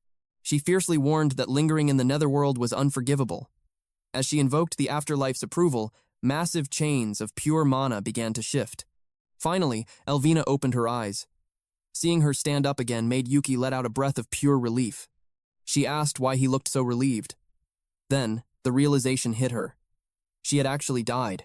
Yuki confirmed the harsh truth. She had truly returned from the dead. She knew the headmaid's resurrection magic was responsible, but she thought her death had been completely meaningless, making this outcome leave her stunned. Yuki let out a heavy sigh. He was just glad she still had so much energy. Since she was technically a zombie now, she coldly asked if that was some kind of undead joke. He immediately shouted that it was not.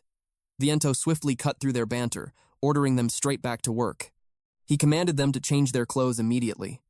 Yuki sighed, wondering if he was forced to play butler again. Elvina tilted her head, asking if he had ever actually worked that job. He instantly denied it. Just then, May arrived with their new outfits. Yuki changed into a sharp suit. He looked perfectly polished, like a truly distinguished gentleman. He stared at his reflection in utter confusion. Viento finally revealed the truth. Today, Yuki was the absolute star.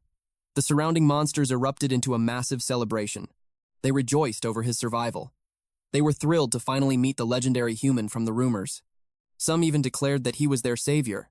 Yuki stood there, completely baffled. Lieber stepped in to explain. The dungeon Yuki conquered held an unimaginable core of magical power. Thanks to that abundant energy, May managed to resurrect far more souls than anyone anticipated. To be perfectly honest, it had left her completely exhausted. The truth finally dawned on Yuki. Every single monster in this room had just been brought back from the dead. Lieber explained their deep curiosity about the human who made this possible. That was why they were all gathered here.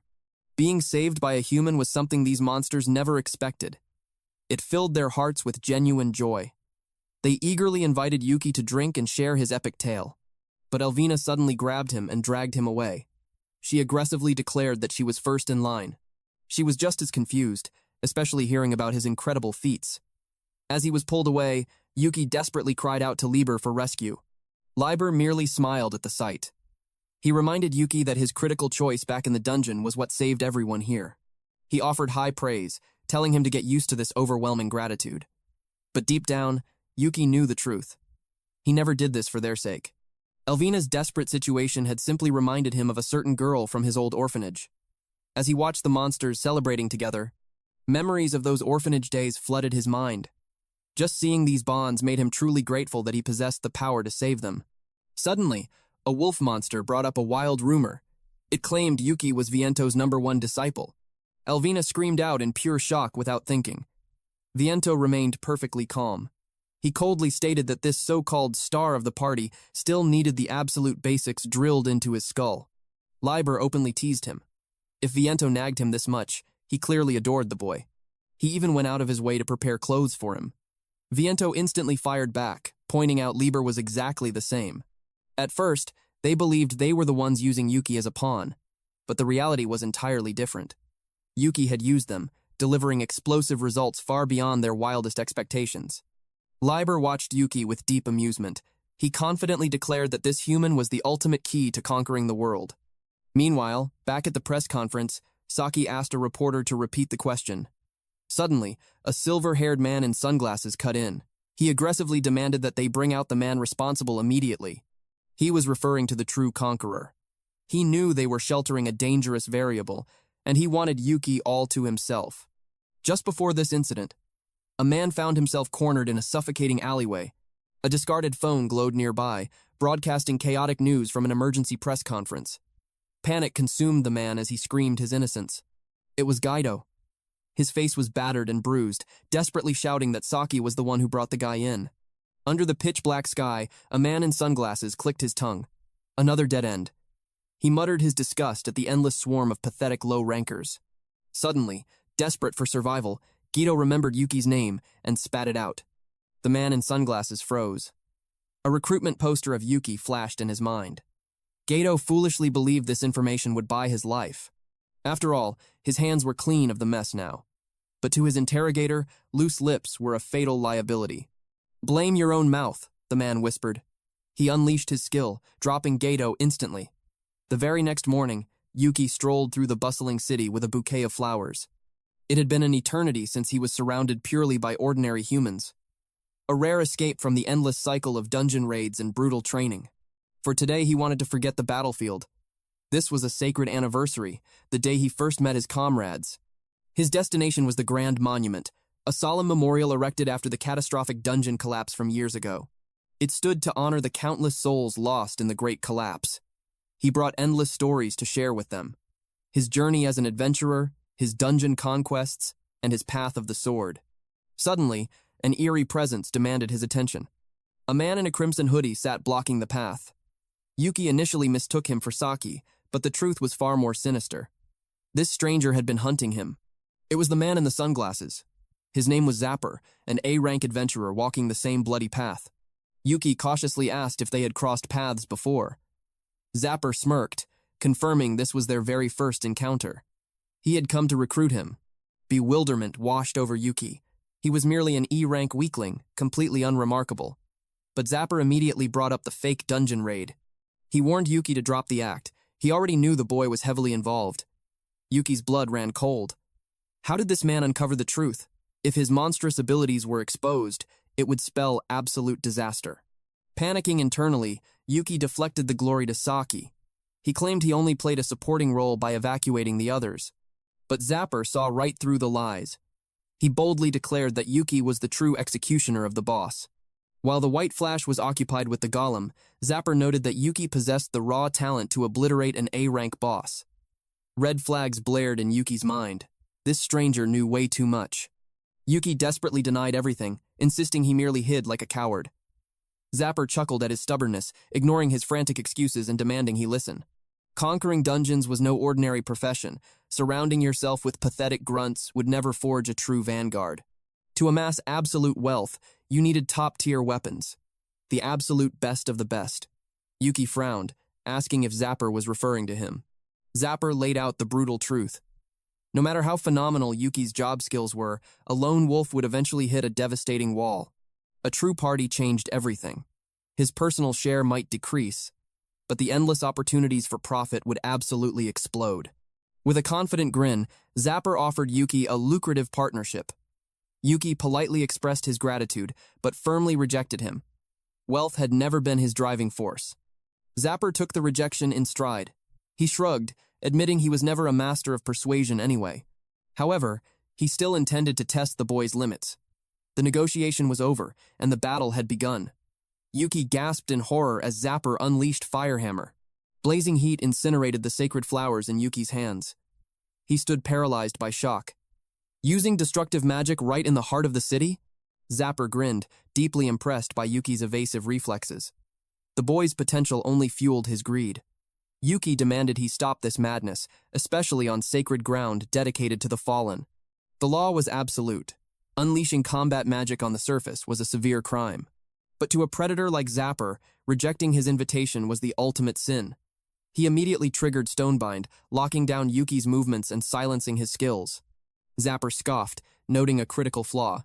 Yuki was a seasoned monster hunter, but completely clueless in the deadly art of player-versus-player combat. Yuki desperately tried to cast a skill, but Zapper viciously clamped a hand over his mouth.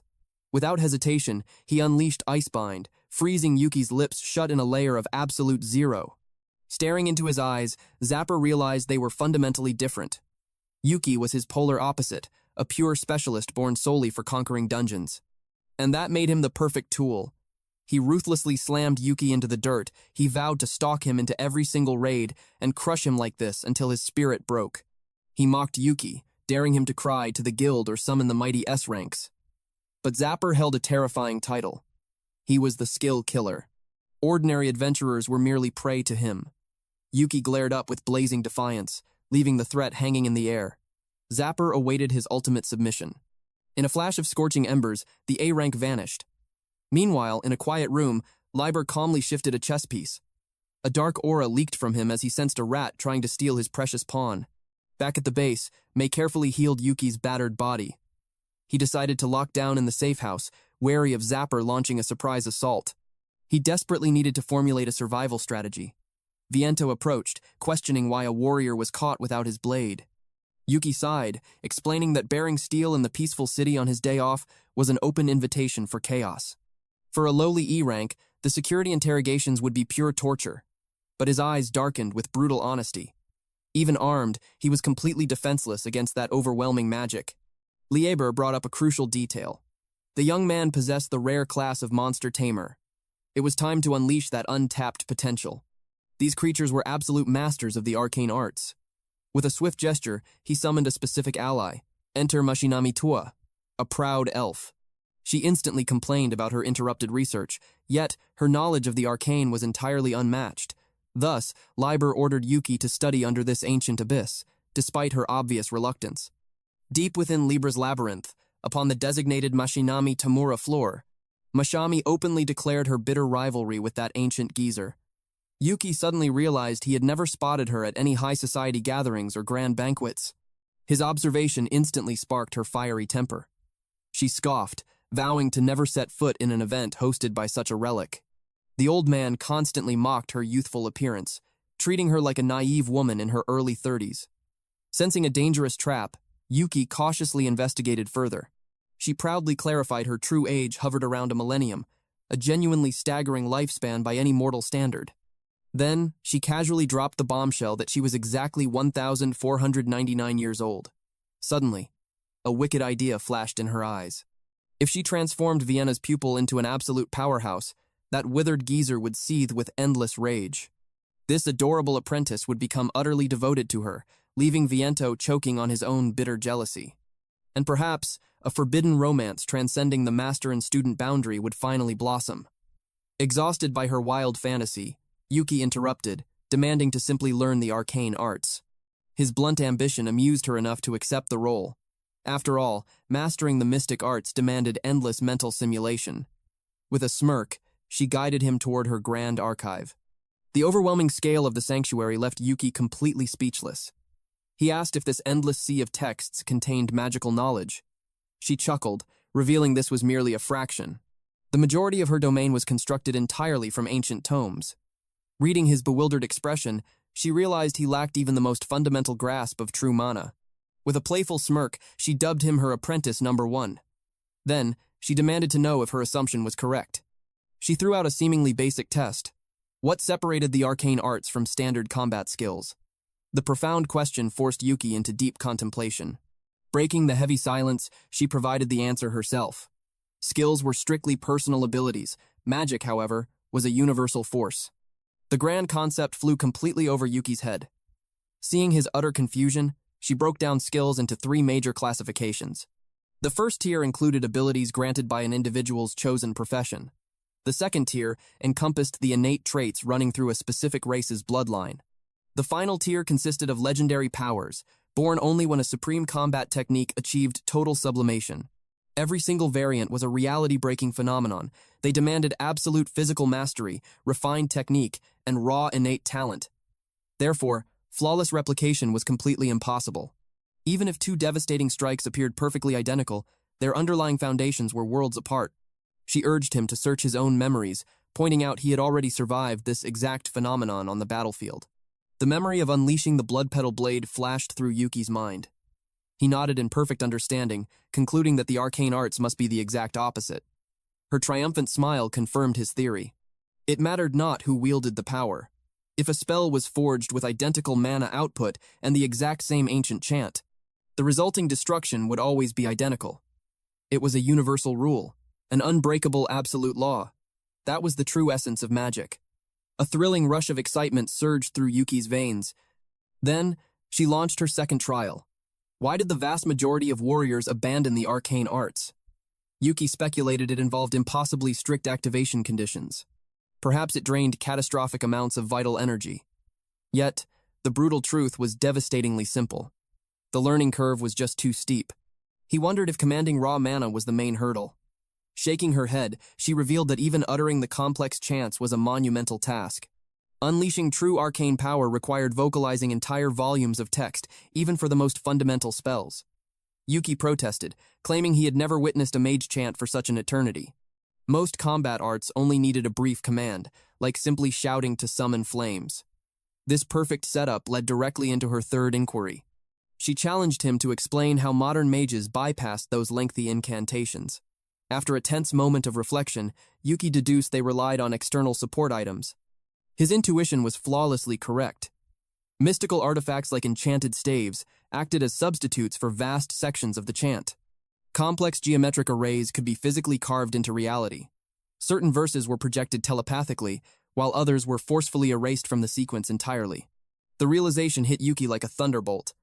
The formulas could be manipulated. She beamed, declaring this was the true majesty of the arcane. Boundless knowledge allowed you to shatter the absolute rules. To demonstrate, she lazily commanded a call fire hammer. A blazing weapon instantly materialized in her palm. She then introduced the high-level concept of incantation breaching. It was the masterful art of silently completing the entire chant and geometric visualization inside the mind, long before a single word was spoken. This formed the absolute bedrock of advanced spellcasting. However, the destructive output shifted violently depending on the caster's profound understanding of the original text. Some geniuses visualized glowing scriptures, while others conjured vivid imagery, auditory triggers, or a devastating fusion of all three. The internal process was entirely unique to each soul. Yuki's eyes widened as he finally understood why identically spoken spells yielded drastically different levels of power. Seeing the spark of comprehension in his eyes, she unleashed the final demonstration. She seamlessly fused the terrifying concept of invasion with her blazing hammer. Yuki locked his eyes on the phenomenal display.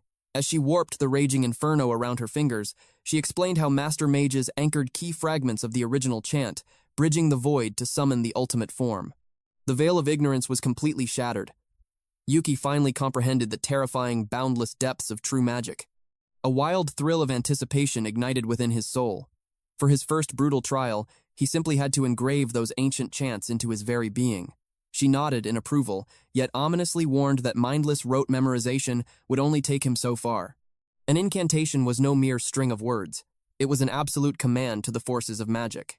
Without understanding the exact will behind each phrase, forging new spells would be impossible. The truth dawned on Yuki. This was exactly like mastering a foreign tongue, and sadly, he had always been terrible at English. Her laughter echoed through the air. She reminded him of his fleeting human lifespan, telling him to be grateful for her timeless guidance. With a surge of mana, her power flared to life. The world shifted as she summoned the live-in library. Yuki stood frozen in awe. The very fabric of space twisted and reshaped before his eyes. This profound magic allowed its target to literally live the contents of a book. They had crossed into a new realm. It was the world of a guide called Fire Magic Even a Slime Can Understand. It was a masterwork she had penned herself. By conquering this virtual dungeon, its vast knowledge would be permanently etched into his mind. A smirk crossed Yuki's face. This immersive trial perfectly suited his battle style. But his confidence shattered as she dumped a mountain of massive tomes before him. Her instructions were absolute. He was to master every major elemental attribute, along with their fundamental variations. Doubt flickered in Yuki's eyes. He asked if he really had to conquer them all. A wicked smile graced her lips. She confirmed his fear, daring him to utter the word impossible. Suddenly, a colossal serpent lunged for his throat. Yuki merely smirked, his blade flashing as he carved the beast to pieces. Witnessing his battle spirit, Makanami's eyes sparked with fierce approval. Brimming with confidence, Yuki vowed to obliterate the remaining trials in record time. 3 days later, deep within the Makami Takura floor of Lieber's dungeon, twin tornadoes raged across the battlefield as a massive eagle plummeted from the sky. Tearing through the gales at blinding speed, the beast unleashed a deafening shriek. Desperation gripped Yuki as he fought to chant a counter to the violent wind mana. But the raging tempest was simply too overwhelming. The sheer force blasted him backward. Yet, he refused to yield, forcing the incantation through clenched teeth. In a flash, Machinami invoked air catch. A colossal hand of compressed wind manifested, snatching him up just inches before a fatal impact. Staring down at the battered boy, Machinami delivered a cold truth. Her first disciple was completely devoid of magical talent. Sprawled helplessly on the earth, Yuki let out an exhausted breath. The harsh reality had finally set in. This was exactly why seasoned adventurers abandoned long incantations during battle. In a life-or-death struggle, the casting time created a fatal blind spot. Her voice cut through his thoughts, revealing a shocking truth. Magic was never created to be a weapon of war. Its true purpose was to deceive the very fabric of reality, bending the world to the caster's absolute will. Muttering to himself, Yuki recited the fundamental forces aloud: fire, earth, water, ice, lightning. In theory, every single spell should carry devastating might. Channeling his mana, he unleashed a stone arrow, but the earth construct merely sputtered out, dropping pathetically to the ground. Shock widened his eyes. A surge of frustration bubbled up as he cursed the absolute absurdity of his own weakness. The flaw was glaringly obvious. Breaching the incantation sacrificed far too much destructive force. Mikami's warning rang true. The moment a caster skipped steps, their raw, unrefined talent dictated everything. A full chant acted as a flawless decree, rewriting reality through the flow of mana. By omitting crucial verses, the magical command dissolved into a vague, powerless whisper. Her piercing gaze saw right through his technique, identifying his fatal flaw. His mind lacked the vivid imagination required to bridge the gaps of a shortened spell. The element mattered little. The second he breached the sacred chant, his magical output plummeted to absolute zero. Yet, resorting to full incantations to regain that lost power would seal his doom. In a clash against a monster like Zapper, the agonizing casting time would leave him completely defenseless. To make matters worse, Zapper possessed the terrifying ability to counter any attack with absolute elemental superiority. She warned her disciple that this brutal reality of magic combat was inescapable. The natural laws were absolute. Earth constructs would forever crumble before a gale of wind, and terrifyingly, Yuki had yet to even grasp the full spectrum of attributes. Despite the crushing despair, a sliver of hope remained. The upcoming trial of the wind attribute could hold the key to his latent potential. With a flick of her wrist, the colossal hand of air whisked him away toward his next hellish test. Diving back into the brutal crucible of training, a desperate flame ignited in his chest. He prayed to find just one element he could master. Yet, a chilling thought haunted his mind. Did a flawless genius like Zapper even possess a single weakness? Far from the virtual realm, reality continued its march. Deep within the treacherous mountain peaks, a hardened band of adventurers established their base camp. A rare flicker of surprise crossed Zapper's face. The reports confirmed the unthinkable. Yuki had recklessly plunged straight into an S-rank domain. His scout trembled while delivering the news. Their relentless search ended at the jaws of that cursed abyss. The memory sent a thrill through Zapper. It was the very same legendary labyrinth that had utterly broken two elite S-rank parties. A dark, amused chuckle escaped his lips. This was a realm of absolute nightmares, a forbidden zone where ordinary warriors would perish just by standing near its entrance. Fear laced the scout's voice as he begged for their next command. Zapper's eyes narrowed with predatory intent. The impossible danger was irrelevant. They were marching straight into the abyss. Panic seized the subordinate's heart, driving him to outright refusal. Their current monster subjugation was far from complete. To abandon it for a suicide mission was utter madness. Zapper merely smiled, agreeing that the peril was indeed absolute. Without warning, the sky darkened. A colossal maw, dripping with razor-sharp fangs, materialized directly above them, threatening to eclipse their very existence. Utter terror paralyzed the men. A monstrous subterranean worm had violently breached the surface. With a deafening roar, the Titan lunged to consume Zapper in a single, devastating bite. Yet, facing certain death, the elite mage did not so much as blink. Water lance, ice tusk, stone spear, lightning arrow, storm axe, and fire hammer. A catastrophic barrage of conflicting elements erupted simultaneously, utterly annihilating the titanic beast. Looking at the carnage, Zapper sighed. He had unleashed entirely too much power once again. The absolute overkill left no salvageable materials behind. His subordinate could only stand frozen in pure, unadulterated awe. He had just witnessed a single man weave incantations across every known attribute. It defied all logic and reason. No matter how many times he witnessed this display of godlike mastery, the sheer scale of power remained absolutely incomprehensible. This was the terrifying reality.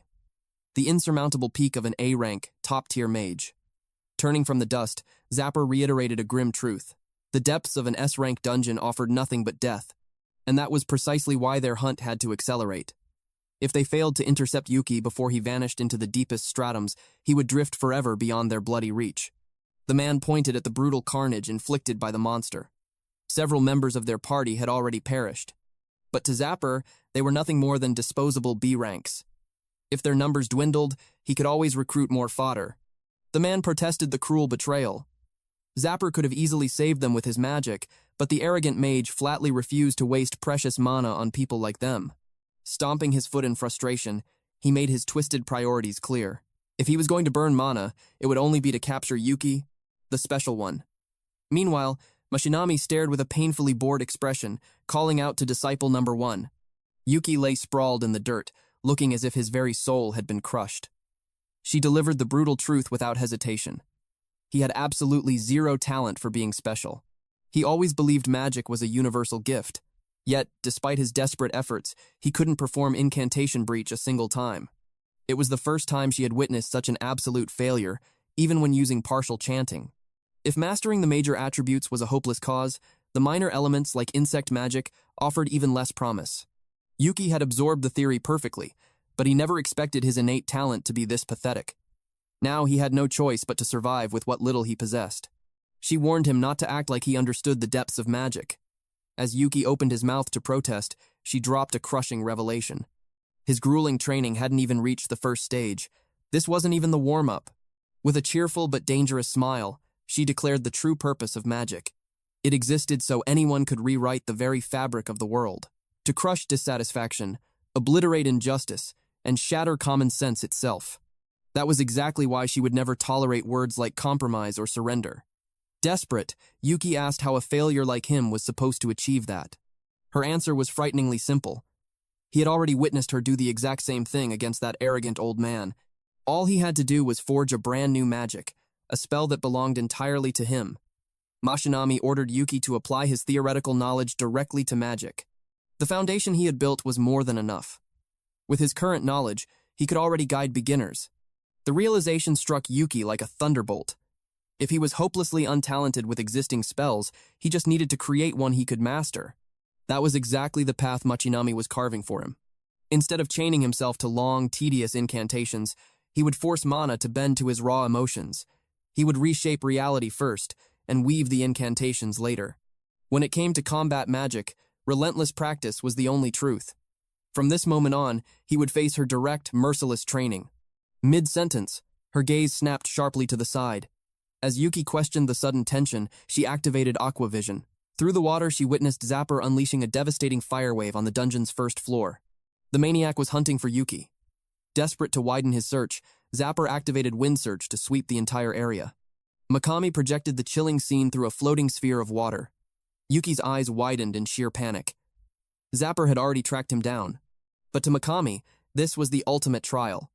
She ordered Yuki to crush the intruder using only his newfound magic. Summoning was strictly forbidden. Without another word, she triggered Shrine Drive. It was the exact same phenomenon that had swallowed his party upon entering the dungeon. Finally, the truth clicked. It was high-tier teleportation magic. Yuki's mind raced. Had Lieber intentionally chosen the Makami Takura floor, knowing she wielded this absolute control? In a flash of light, Zapper was dragged into their domain. The moment his sinister eyes locked onto Yuki, he sneered, assuming the boy had been hiding his true power all along. He roared, demanding an answer. Caught completely off guard, Yuki barely had time to react as Zapper ruthlessly launched an aqua javelin. Yuki desperately evaded the lethal strike and unsheathed his sword, but Zapper coldly declared that explanations were no longer necessary. He could already read the undeniable truth etched on Yuki's furious face. The mage instantly cast Stone Jail to crush him, but Yuki's blade cleaved straight through the solid rock. Zapper mockingly praised Yuki's hidden talent as a swordsman. He noted how the boy didn't even flinch at the sudden magic. But a heartbeat later, Zapper triggered Mudbind. Yuki gasped in shock. The veteran mage completely bypassed the tedious process of combining water and earth to generate mud. The sheer casting speed defied logic. As Yuki desperately began his own incantation, Zapper erupted into dark, mocking laughter. Challenging him in a magic duel was pure suicide. His speed was absolute. Zapper mercilessly unleashed Windhammer, forcing Yuki to take the devastating impact head-on. Zapper smirked, realizing the boy was still chained to basic incantations. His magical prowess was nothing but a pathetic joke. Knowing an incantation battle meant certain defeat, Yuki made a desperate gamble. He would forge his new spell right here. Catching the fierce glint in Yuki's eyes, Zapper instantly sensed a dangerous plot.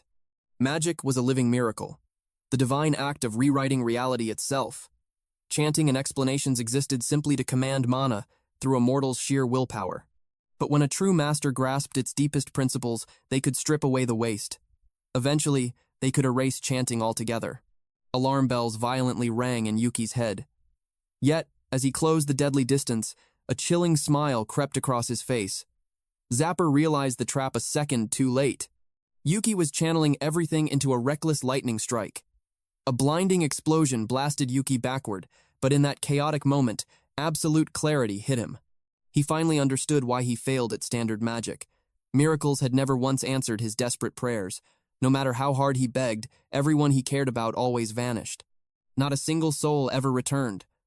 Suddenly, an overwhelming surge of mana warped the very air around him. Yuki planted his feet, bracing for impact as the enemy charged with killing intent. A deafening detonation rocked the chamber, shattering solid stone pillars into dust. Debris scattered across the ruined battlefield. Zapper was absolutely certain. He had landed the final strike, but his eyes shot wide. The dust cleared to an empty space. Yuki never believed in miracles.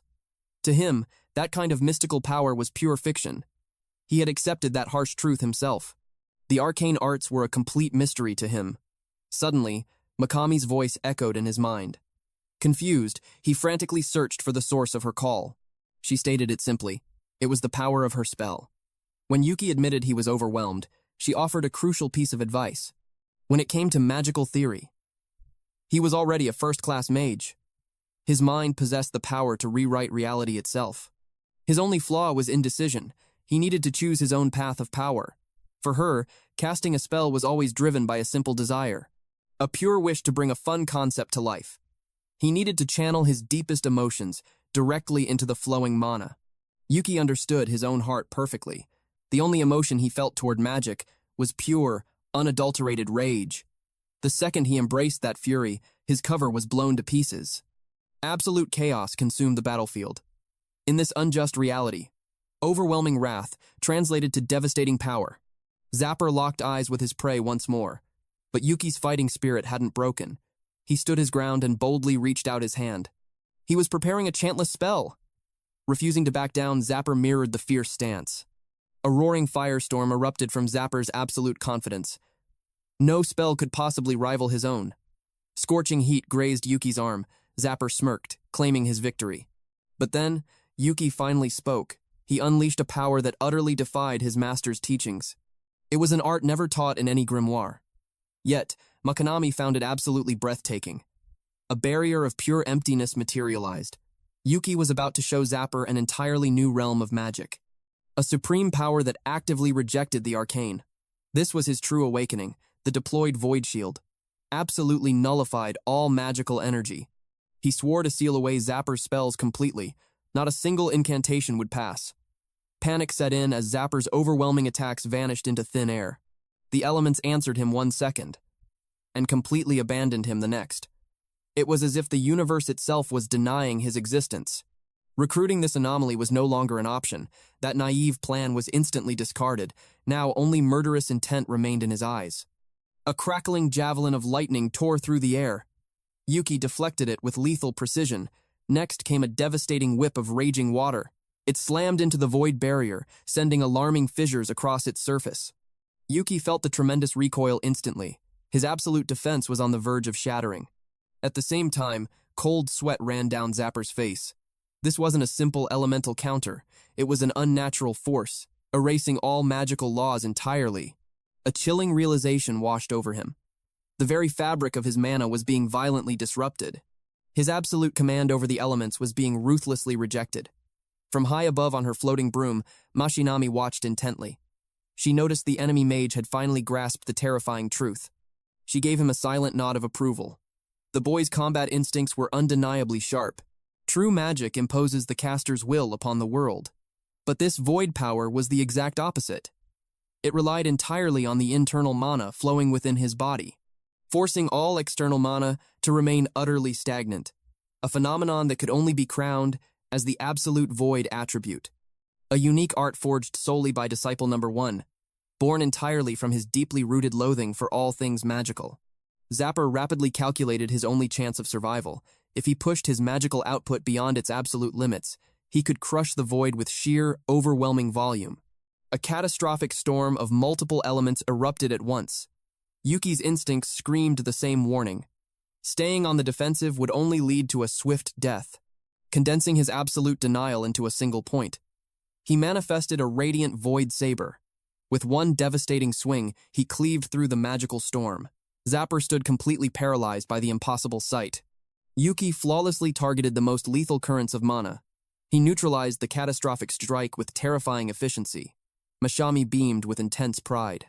Her disciple possessed only a single elemental affinity, yet his combat intellect was truly first class, even if she still absolutely despised that old man's sword techniques. Armed with that supreme mastery, victory was within Yuki's grasp. Panicking, Zapper desperately conjured towering walls of ice and raging gales. But the void effortlessly erased the roaring wind. And the massive fortress of ice? Slashed to pieces in a single heartbeat. Zapper was backed into a deadly corner. His incantations were completely useless against that blade. In a desperate gamble, he unleashed a massive tsunami of flames. Without hesitating, Yuki deployed his absolute void shield once more. Dread finally took hold of Zapper's heart. In this battle of attrition, his magical reserves would deplete first. His mind raced furiously for a trump card. Something, anything that could pierce that impenetrable defense. But that brief hesitation was all Yuki needed. A brilliant crimson technique exploded forth, the legendary blood petal blade mastered in his own unique style. Zapper's eyes shrank in sheer terror. His magical barriers would never survive this strike. Yuki surged forward with unstoppable momentum. But Zapper fiercely resisted, chanting a high-tier wind spell. A brutal air hammer slammed down, knocking the breath out of Yuki. To cast such devastating magic on his own body just to escape? The reckless maneuver caught Yuki completely off guard. Zapper sneered, declaring a temporary retreat. But he vowed there would be no mercy in their next encounter. He swore to completely dismantle that wretched void power. Summoning wings of raging wind, he soared into the sky. Yuki stood paralyzed by the enemy's cold calculation. But survival instincts were what kept adventurers alive in this ruthless world. Makami's voice exploded in his head. She was absolutely furious that their prey had slipped away. If news of this retreat reached that old geezer, they would never hear the end of his relentless mocking. His infuriatingly smug expression was already haunting her mind.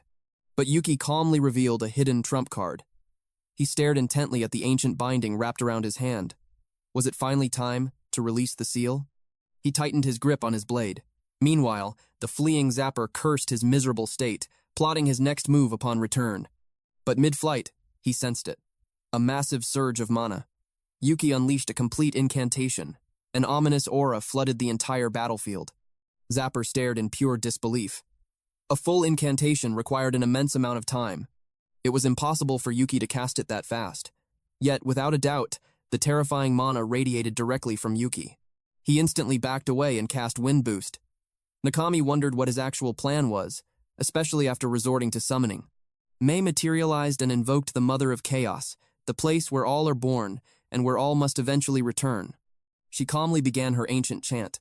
Yuki and Makanami watched closely as pure power swirled violently around her. Yuki explained his backup plan. In case the new magic fell behind, he taught Mei the spell via telepathy beforehand and commanded her to chant it. Magic was truly versatile. Anyone could wield it, as long as they completed a full incantation. Mei finished the chant, casually teasing Yuki for overworking his maids. Yuki possessed the ruthless mindset of a monster tamer. He made his comrades achieve what he could not. As an undead, exhaustion meant nothing to Mei. She unleashed a dark arrow. Absolute panic gripped Zapper. Left with no other choice, he desperately cast a holy shield to deflect it. But the dark magic pierced its upper left side, instantly shattering the barrier. The violent cracks rapidly spread. Then, he finally recognized the true nature of the attack. It was a void arrow, exactly as Yuki had promised. He would never wield magic again. A massive wave of purple energy surged upward, violently blasting Zapper backward. The violent vortex swallowed everything in its path, tearing a desperate scream from his lungs. As the energy consumed him, he hurled furious curses at Yuki. Mashinami watched the devastating outcome with sheer admiration, The power and precision were absolutely flawless. She praised Yuki for his incredible talent in teaching magic. Yuki merely smiled, crediting his own exceptional master for the results. When the dust settled, only Zapper's shattered sunglasses remained. Meanwhile, at the surface entrance of the Liber dungeon, several armed men clad in white, assassin-like uniforms took their positions. Their captain was currently clearing another dungeon far away. Even so, the squad firmly believed they could suppress this situation on their own. The only variable they truly feared was Zapper. The enforcement squad moved in to swiftly capture both Zapper and Yuki. A few minutes later, Yuki emerged from the dungeon with Zapper slung over his back. Carrying another person alone through a dungeon was completely exhausting, and it heavily showed. His goal was simply to hand Zapper over to the guild, but before he could take another step, armed men blocked his path. They leveled their weapons at him, showing a clear intent to take him into immediate custody. The moment he saw their all-white uniforms, Yuki recognized them instantly. The guild's specialist combat group for public order, the execution squad. He thought their timing was absolutely perfect, since he was about to turn Zapper in anyway. But the moment he stepped forward, sharp ice blocked his path. A short-haired woman in a white uniform barked a harsh order for him to stop. She was now a B-rank mage belonging to the elite execution squad. Yuki could not understand why he was also being treated like a criminal. Dugo, an A-rank monk of the execution squad, explained that multiple adventurers had filed severe reports against Yuki.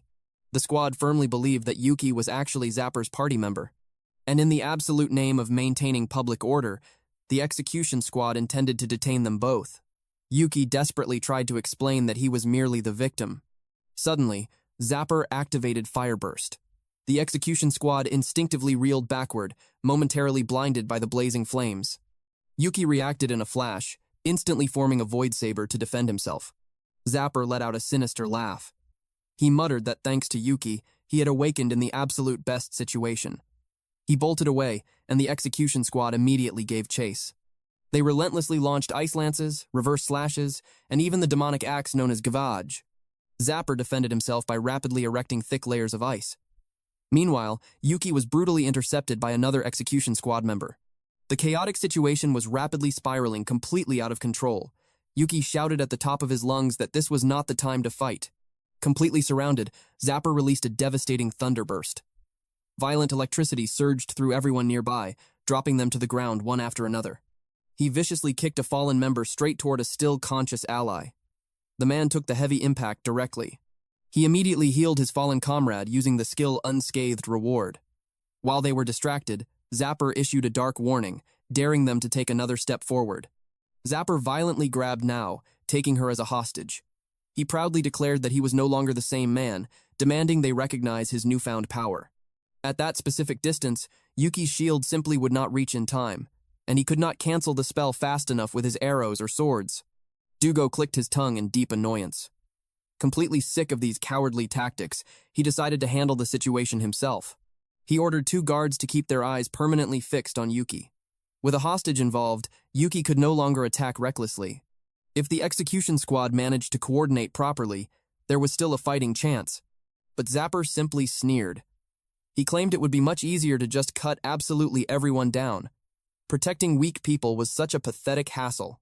Watching the massive, complex magic circles form, Yuki realized the terrifying scale of the attack. At this rate, he could never protect everyone.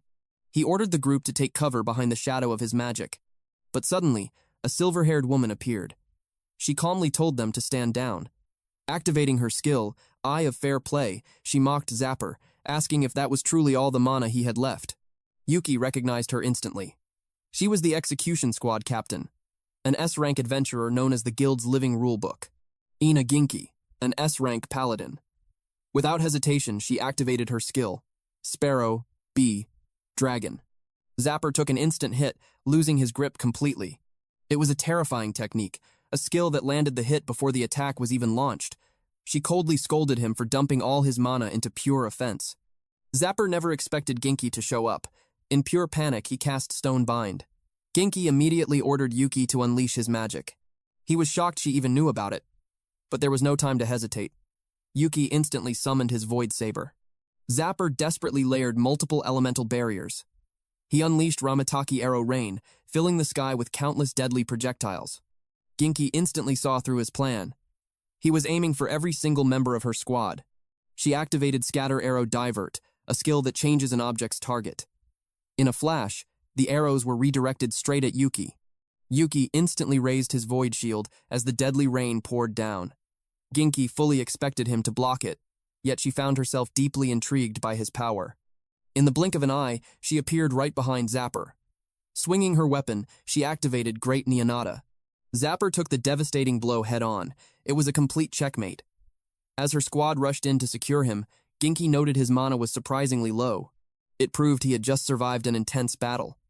With the fight over, she turned and thanked Yuki for his help. Thanks to his magic, the chaos was handled swiftly. Confused, Yuki asked how she possibly knew about his abilities. She explained that Eye of Fair Play let her peek directly at a person's status. It was just like his own Demon Eye of Truth. Suddenly, everything clicked into place. That was how she knew his skills, and Zapper's exact mana pool. Dugo reported that Zapper was fully restrained and the injured were treated. Then, he turned to Yuki. Genki officially declared that all suspicion surrounding Yuki was cleared. After all, he had just helped capture a criminal. Dugo added that the accusations against him were clearly a massive misunderstanding. Since the full truth had not been completely clarified just yet, he could not formally apologize. However, Yuki was officially removed from the detainee list. Dugo thanked him deeply for his cooperation and protection. Yuki brushed it off, relieved the misunderstanding was finally settled. He even offered to help investigate Zapper if they needed him. But Dugo raised one last problem. The dungeon Yuki had just emerged from was S rank, and solo diving was strictly forbidden. Yuki froze in stunned silence. Challenging a dungeon required official guild approval. Even though Yuki previously entered with a party after a proper evaluation, diving alone was a massive rule violation. Genki argued that Yuki's power was not the issue here, but Dugo countered that her opinion was subjective. Officially, Yuki was still an E rank. Genki quickly proposed a brilliant solution. Yuki would conquer the very dungeon they were currently managing. Dugo would tag along as his strict supervisor. If his power proved sufficient, all investigations and detentions would be entirely dropped. Yuki hesitated, asking if such special treatment was even allowed. Genki firmly replied that for humanity, halting dungeon conquests was the ultimate sin. That was exactly why she became captain. To force through decisions just like this. With a smirk, she told the monster tamer she was looking forward to his run. Yuki hesitated, dreading the thought of exposing his true combat methods to the guild. Just then, Lieber chimed in, suggesting he just proceed exactly as he always did. But he warned that the execution squad would watch his every move. If he brought out monsters that could talk, his adventurer license would be instantly revoked. However, bringing the bat would just cause heavy anemia. Lieber highly doubted Yuki could clear the entire dungeon, relying only on that. So, Lieber suggested he consult Task instead. Yuki remembered serving him before, asking if Task was a combat specialist like Machine Ami. Lieber scoffed, declaring that Task was so much more than that, because Task was the absolute master of his dungeon, the ultimate aggregate of them all. Alright, that wraps up today's epic chapter. If you crave weekly updates for this series, those drops are moving to my second channel, Manhwa Updater. So, if you do not want to miss a single moment of the action, head over there and join the update squad. Thanks for watching. Stay cool, stay awesome, and I will see you in the next one.